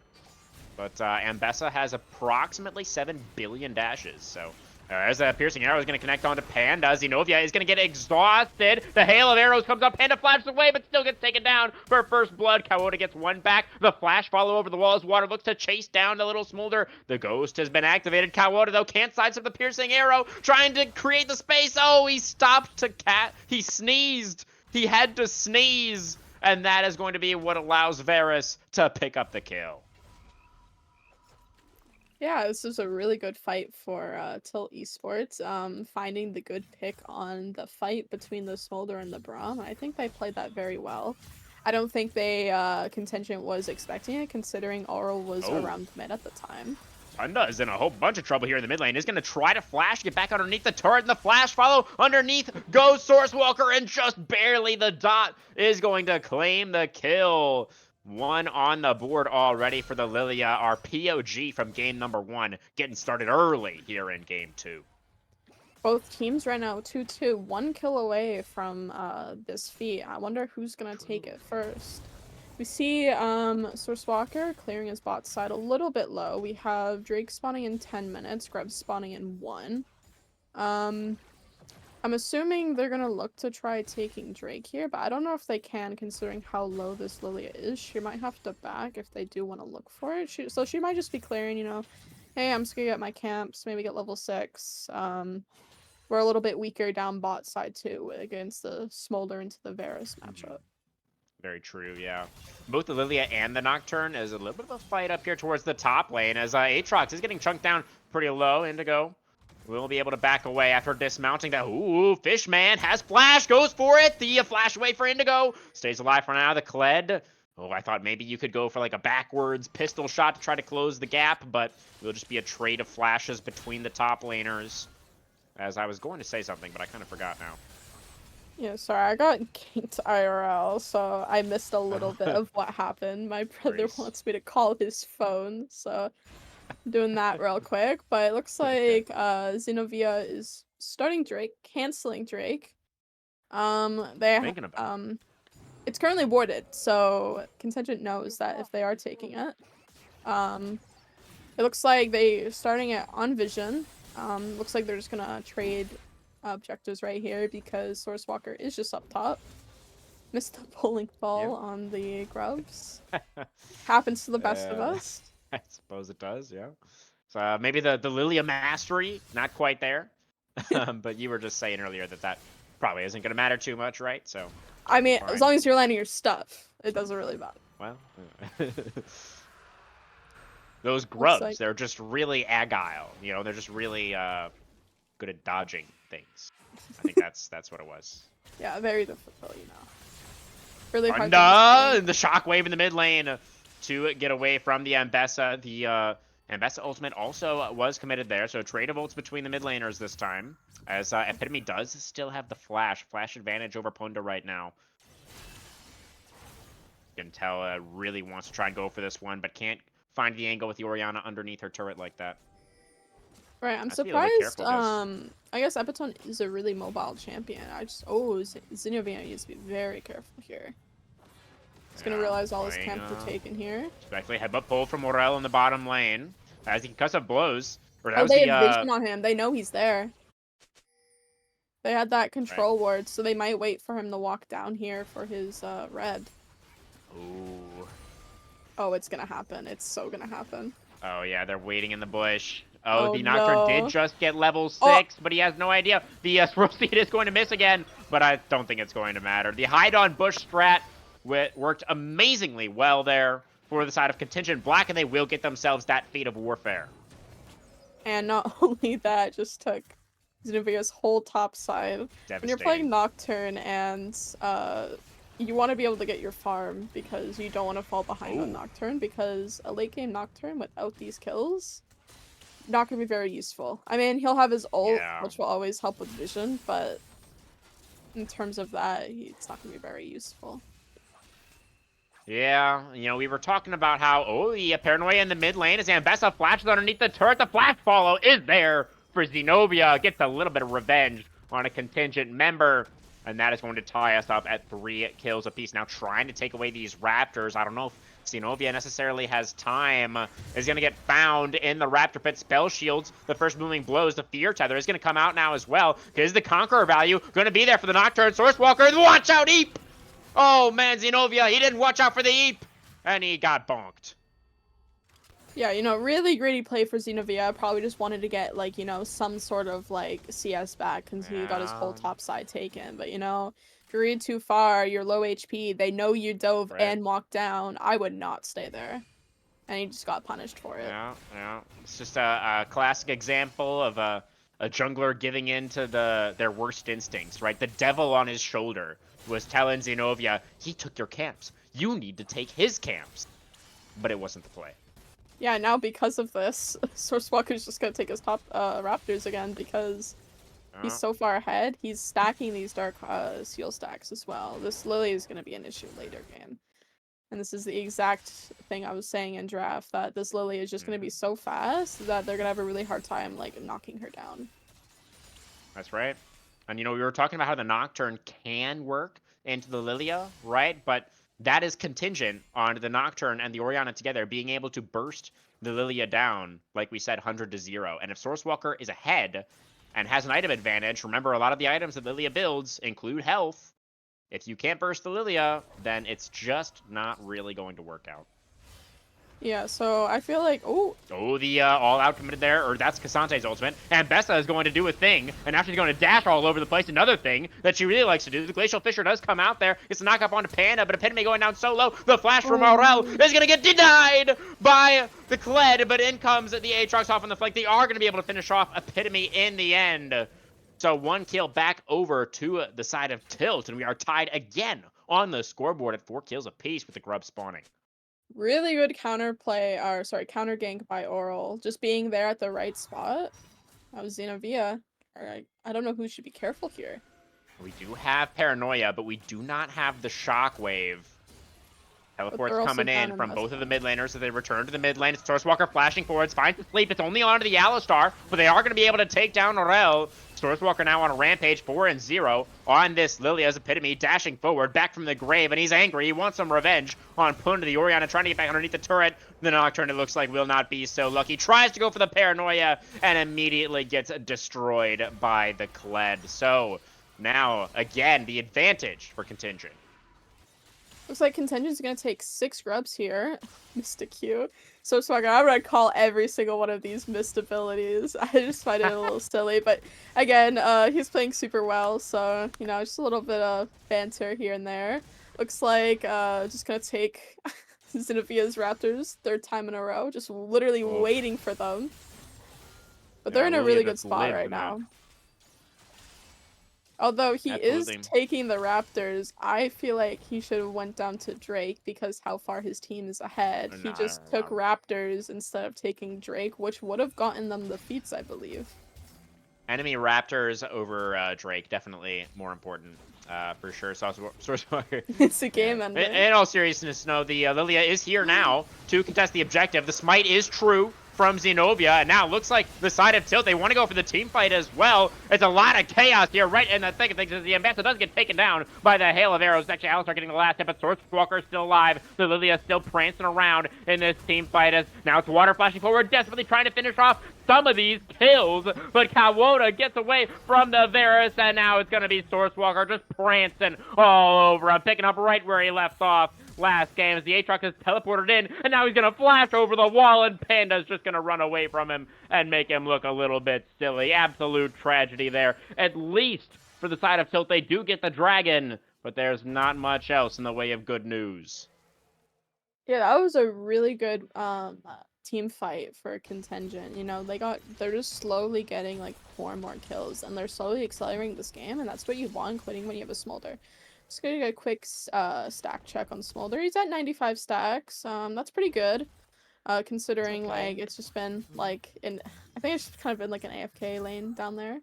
But you know, once he gets those 125 stacks, he's gonna be getting those a lot faster. And Epitome, for sure, just doing Mbessa things. You know, Mbessa it's a crazy champ. And I think what you're saying in draft in terms of what were you saying, like a release date diff? I think that's what's happening with him. No, it definitely is. I mean, just look at that. I mean, why does she get to do that? Anyways, so I was gonna ask you, what do you feel like? Oh, hang on a second. We're gonna have a little bit of a supportal combat here. It's a fight over the Tribe Rush, as Panda does get the control ward down, pushes the cow away, sends him back to the paddock.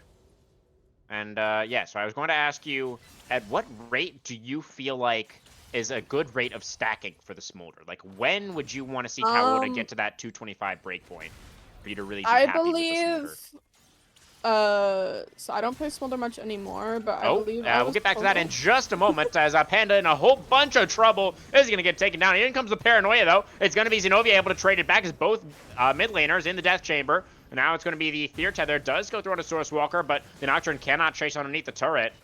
A little bit of a fight in the bot lane as well. Now Sourcewalker trying to continue the chase. No Spear Tether on cooldown there, and the Lily has so much move speed. Xenovia has to flash away. When we're blowing blows, the spell shield comes through, but the dot from Leandries is it going to be enough? The Nocturne burning down, ticking. He will survive. What a close call there, though, but Sourcewalker is going to get that flash off of Xenovia right when his own is coming back off cooldown so soon. You know, he tried messing with the deer, and he saw exactly what happened. I would just walk out, considering hooves. Sourcewalker's 8-0 right now, and I just want to bring it up because it's a little funny. Okay, Glacial Fisher on it too, looking kind of good. Water exhausted at the moment. It's hard to do a lot of damage, and the Piercing Arrow is going to miss anyways. So Kawoda, a little bit of a health advantage in this lane right now.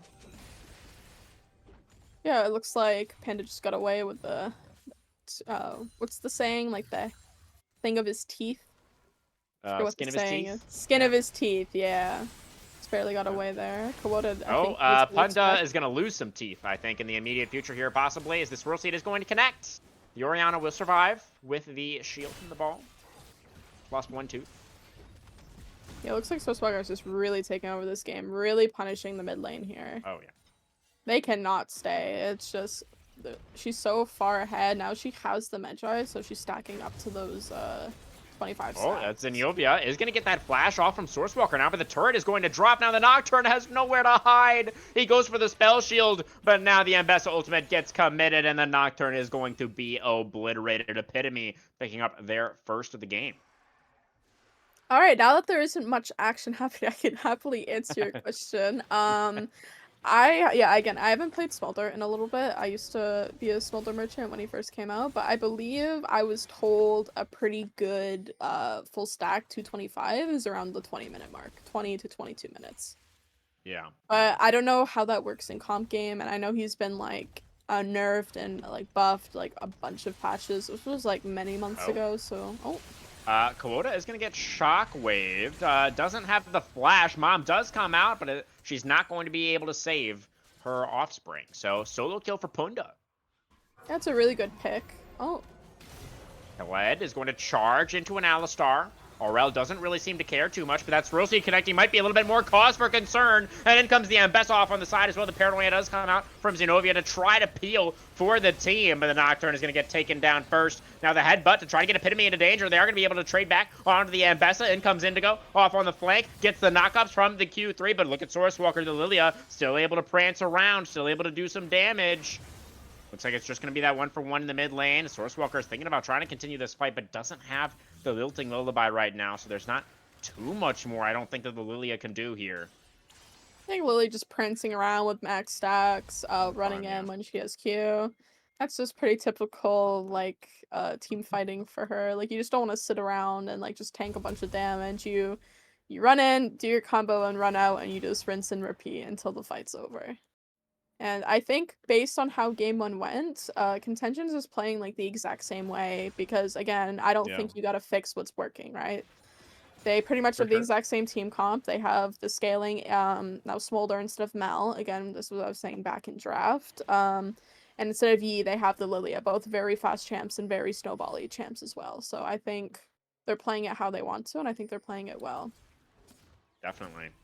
And clearly Sourcewalker is the main carry threat on this roster. I mean, we've seen back-to-back games now. Looking at the win screens from last week as well, seemed like Sourcewalker was the main threat, even in a loss.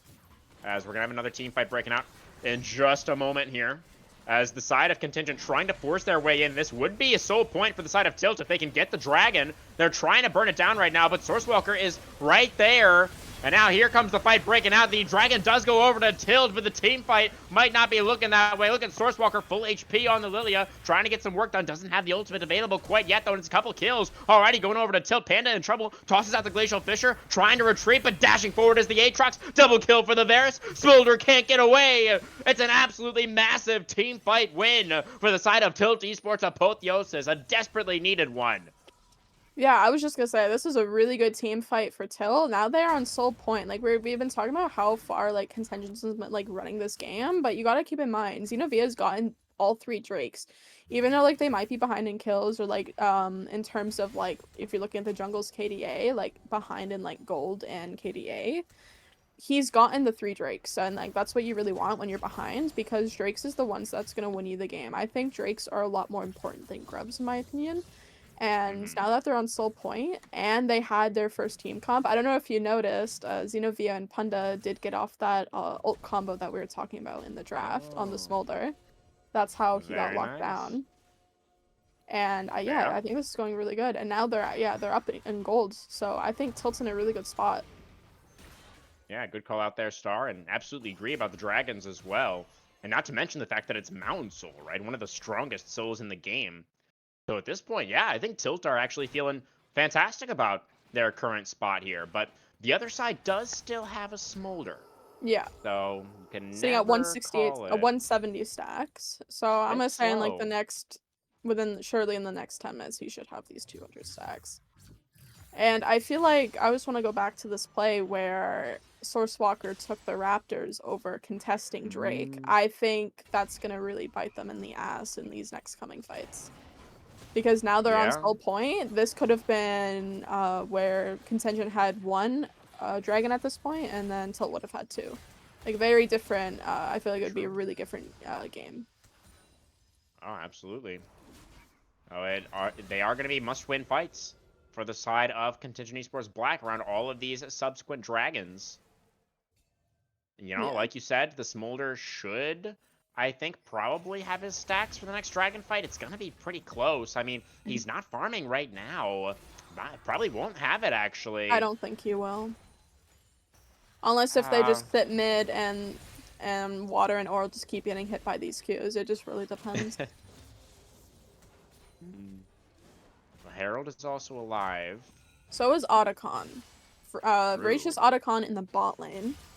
So that's something I have to keep in mind. And again, Yeah. what's a really good pairing is if you can get this Otacon for this Drake coming up, or even Baron that's up in 3.5 minutes. I think that's like a really good timer that you want to look to take Otacon. Because you want to pair this GA with something, right? Right. You don't want to take it. Well, Looks do like we know it is which the one it is? Voracious Otacon I think it is again. Voracious, So yeah. the GA again, yeah.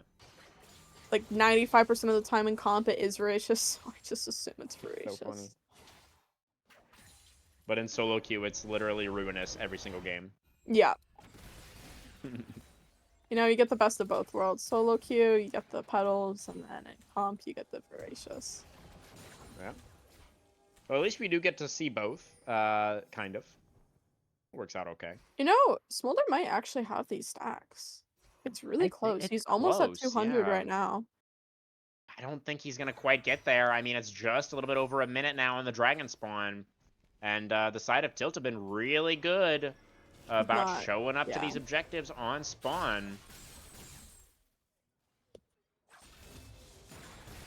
But yeah, so it looks like this is where you want to start getting Panda. Looks like, yeah, this is when you want to start getting your wards down. Just start prepping for this Drake. And again, I said this at the start of the first game.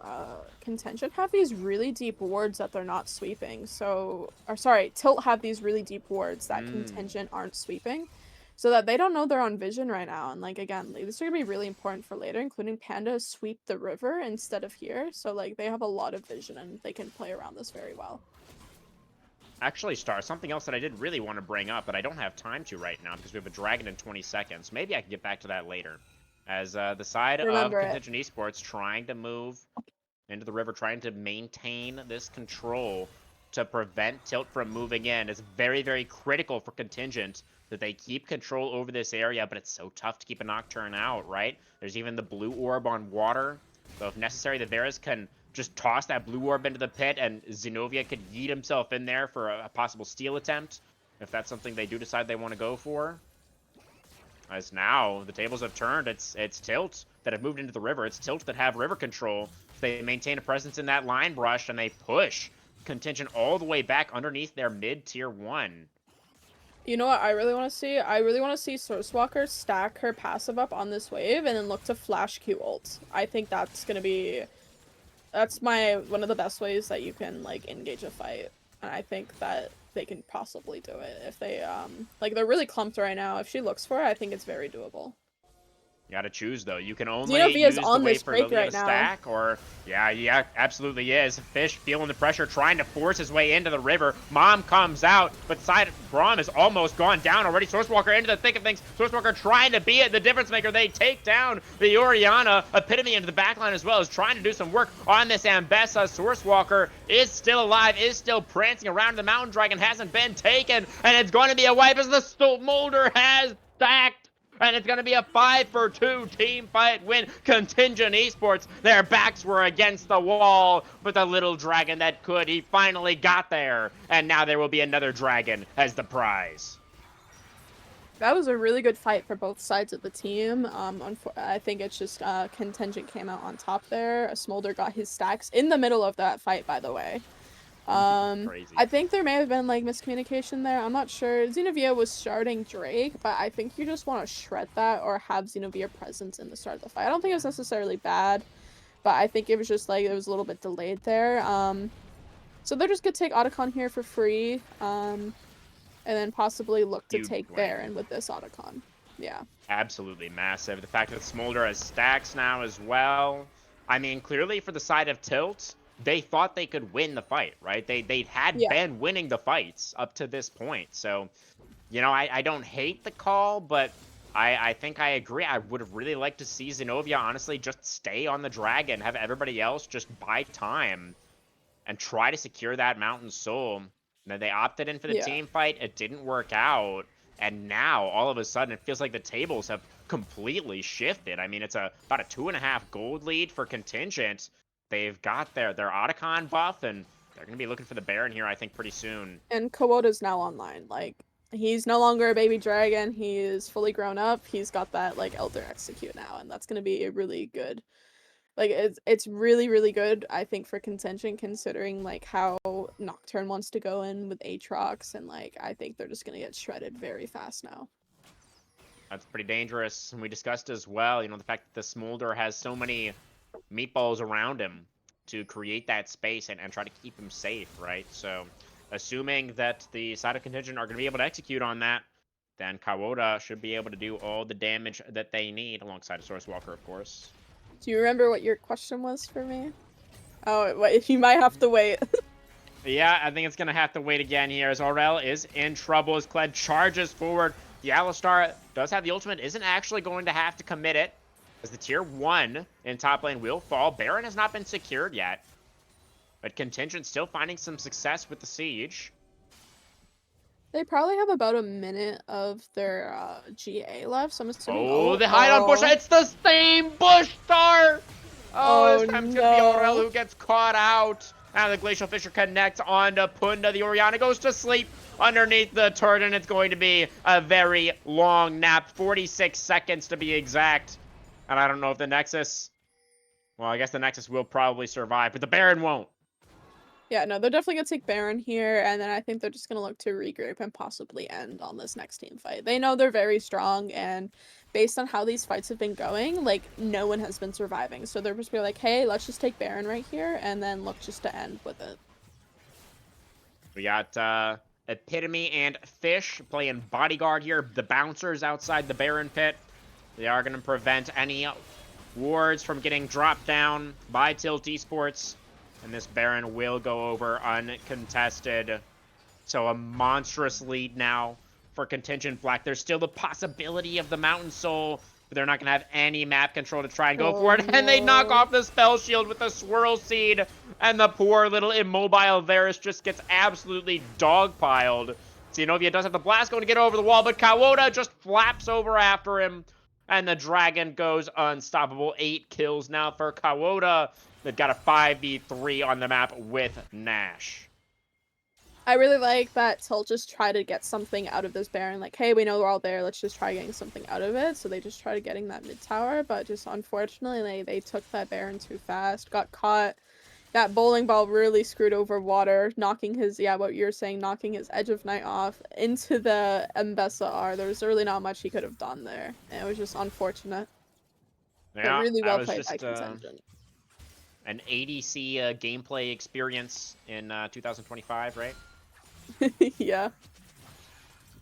I feel bad for all the ADC mains. Oh, don't feel too bad. You know, they've definitely had their broken metas as well. Yeah, Plus, no, they Smolder definitely exists, have. so they have Yeah. that too. You know, it looks like Contingent's just gonna siege. Yeah, I mean, Take this all these tier 1 towers. was never going to be defensible, as Kled charges forward once again. The headbutt pretty cute to get Fish into a little bit of a difficult spot, but the Kled is going to be able to escape from the clutches of Tilt Esports, and now they're going for another little bit of a nap as the health bars evaporate as a double kill. Wow. An instantaneous double kill for Epitome as the Mbessa gets into that backline. Triple kill, in fact, for the Contingent Black mid laner. And Punda, the last surviving member, not for much longer, as Epitome completes the ace and completes the match. A clean 2-0, an incredibly one-sided 2-0, as Contingent Esports Black demolish the formerly undefeated squad. Nobody left with 0 losses in the Warden League after this. Yeah, it looks like Contingent just really played these team fights really well. They played what their comp needed to do, and yeah, it was again, at both games, really, really even at the start of the game. But the moment like that team fight started, it just completely one-sided, just completely Contingent, just like completely. I keep saying completely, but just completely dominating these fights. Sourcewalker again with 31,000 Oh damage yeah. in 30 minutes, I and think it's a just pretty crazy. clear POG for us once again there, especially with the big ol' 0 in the deaths column. Tough to argue with Yeah, that. 10-0 and 16. I mean, I saw the Lilia pick. Again, I'm gonna be biased because I love Lilia, but I think Lilia is just in a really strong spot right now, and I think Sourcewalker really just showed how strong that Lilia can be right now. Absolutely. Some really inspirational carry performances from the contingent jungler tonight. Definitely makes me want to jump in there for some League of Legends as well. See if I can have a 10-0-16 the Leah performance. Probably can't make it look as good as Sourcewalker did, because that was pretty dang good. But it's really ironic to me, Star, because I feel like the way that Contingent Esports Black won this match was kind of the way that Aurel was talking about how his team likes to play when he was talking to us in the Top Hat Lounge. You know, he was talking about how they love to fight, you know, they love to play aggressively, they love to like break games open around objectives, and that's kind of where it felt like Yeah. Contingent had their number tonight. So yeah, I completely agree. RL was definitely with what you told me. That's exactly how they played, and maybe they had some strategy going into it, but it just seemed maybe the strategy just didn't pull through today because, again, I think both games like once it hit mid game is very one-sided. Yeah, So yeah. I definitely agree. Do you want to ask the question that you were trying to ask me like 10 minutes ago? But because there was so much action, Oh so much God. action. Do you even remember? No, I don't know if I do. It's okay. There was just so much action that we just Yeah. couldn't bring it out. I wanted to mention something about the vision. You touched on the vision a few Right. times, you know, mentioning the stats. That's something else that Aurel touched on in the Top Hat Lounge episode, where he kind of had this moment where he was pleading with his team to buy control wards. And I actually did see at one moment in this game, I don't remember when exactly, but there was actually a moment where every single Tilt Esports Apotheosis member had a control ward That's in their good. inventory. It was But good. yeah. It didn't help him win the game though. Yeah, before these So. two matches, I have the stats showed up, and I'm just gonna read out the vision difference. Mm. So Tilt had for average vision a minute, Tilt is 8.35 compared to Contingent's 13.83. Wards Wow. placed 314 compared to 571. Wards killed 95 to 204, and then control wards placed 41 compared to 117. So I think Contingent definitely had the upper hand when it comes to vision. I think it really showed in both games with the amount of vision control they had around objectives, and I Mm. think they just played it really well. And yeah, I think they just really proved it today. Yeah, and I feel like that conversation about vision is so relevant too when we're talking about champions like Nocturne Oriana, right? Where Yeah, that's so much of what you want to be playing around, right? That's so incredibly valuable as the Nocturne, just having as much information as possible to be able to identify when people are isolated, when you can go for plays with the ultimate. So I do think, you know, that was absolutely yeah. relevant. It was, I mean, definitely props to Contingent for, I think, just playing a little bit better around vision overall. But Star Burrito, did you have any other final thoughts? Anything else you wanted to touch on before we close out the stream for tonight? Um, I think just Rival Week's really like putting on a show. I think I don't know how Arbiter and Crusader went, but in terms of what I know from Sentinel and now Warden, a lot of people are losing their a lot of people are no longer the only defeatless team, you know? Because Yeah, my yeah, team was undefeated. We lost to the other undefeated team. Looks like now Tilt now drops a game, so now they're also now undefeated. So it looks like Rivals Week really hit a lot of people hard. But you know, yeah. I said about this my team. I think it's good to lose earlier in the playoffs so you know like what to work on as well as you don't want to lose in playoffs, right? If you want to lose, you Mm, want to lose in before playoffs, like in the draft season. So mm. I think it's they're still in a really good spot. They're still tied for they're still our first seed, sorry. So I don't know if the Yeah, other games yeah. have ended, but yeah, I think right now they're still in a really good spot, and I think they're still a really strong team in Sector 2. Oh, for sure, for sure. And I hate to bring it up again because I'm starting to feel a little bit silly for just continuing to mention this podcast episode, but Aurel said something like almost exactly word for word what you just said about like how it's good to lose like earlier on in the season where you can take lessons away and you can Yeah. use those to like improve as you move ahead towards playoffs. Aurel said like the exact same thing basically about Contingent Esports Black, where he was like, oh, they lost to the Kittens, but that's probably good for them, or they're going to be able to like learn from that, and now maybe they're going to be like more hungry and they're going to like come back stronger. And Yeah. it looks like they did come back stronger. Good minds think alike, And now it's as Aurel's long turn, I as guess. as long as you're not losing obviously every single series every single week, where it just matters of like you don't want to win so many, go into playoffs undefeated, and then like you like lose your very first game and then like your team is tilted, or like why are we losing now, blah blah blah, or like something like that. Yeah. Like again, I think teams losing early, like it's a good thing. So I'm really Absolutely. looking forward to see what this team. That's right. Peaking at Yeah. the right time. Very, very important. But that is going to, I think, do it for us tonight. And that is going to do it for week number 4. That is going to do it for Rivals Week. Like you said, Star, a lot of really, really awesome matchups Yeah. that we did have this week. It seems like a lot of really nice, strong rivalries here in the LXC, which is absolutely fantastic. Storylines galore as we move towards the second half of the Yeah. regular season. We are going to have, of course, another episode of Top Hat Lounge on Sunday. Then we're going to have Week 5 in the Arbiter League kicking off next Monday. Of course, guys, usual time, usual place for all that. From myself here, from Star, from Soulkeeper, and the entire team at the LXC, thank you, everybody, very, very much for watching. Have a great night, and we will see you next time. Have a good night.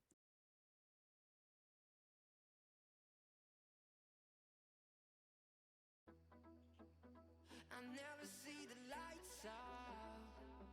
They get me overdrive. Fancy on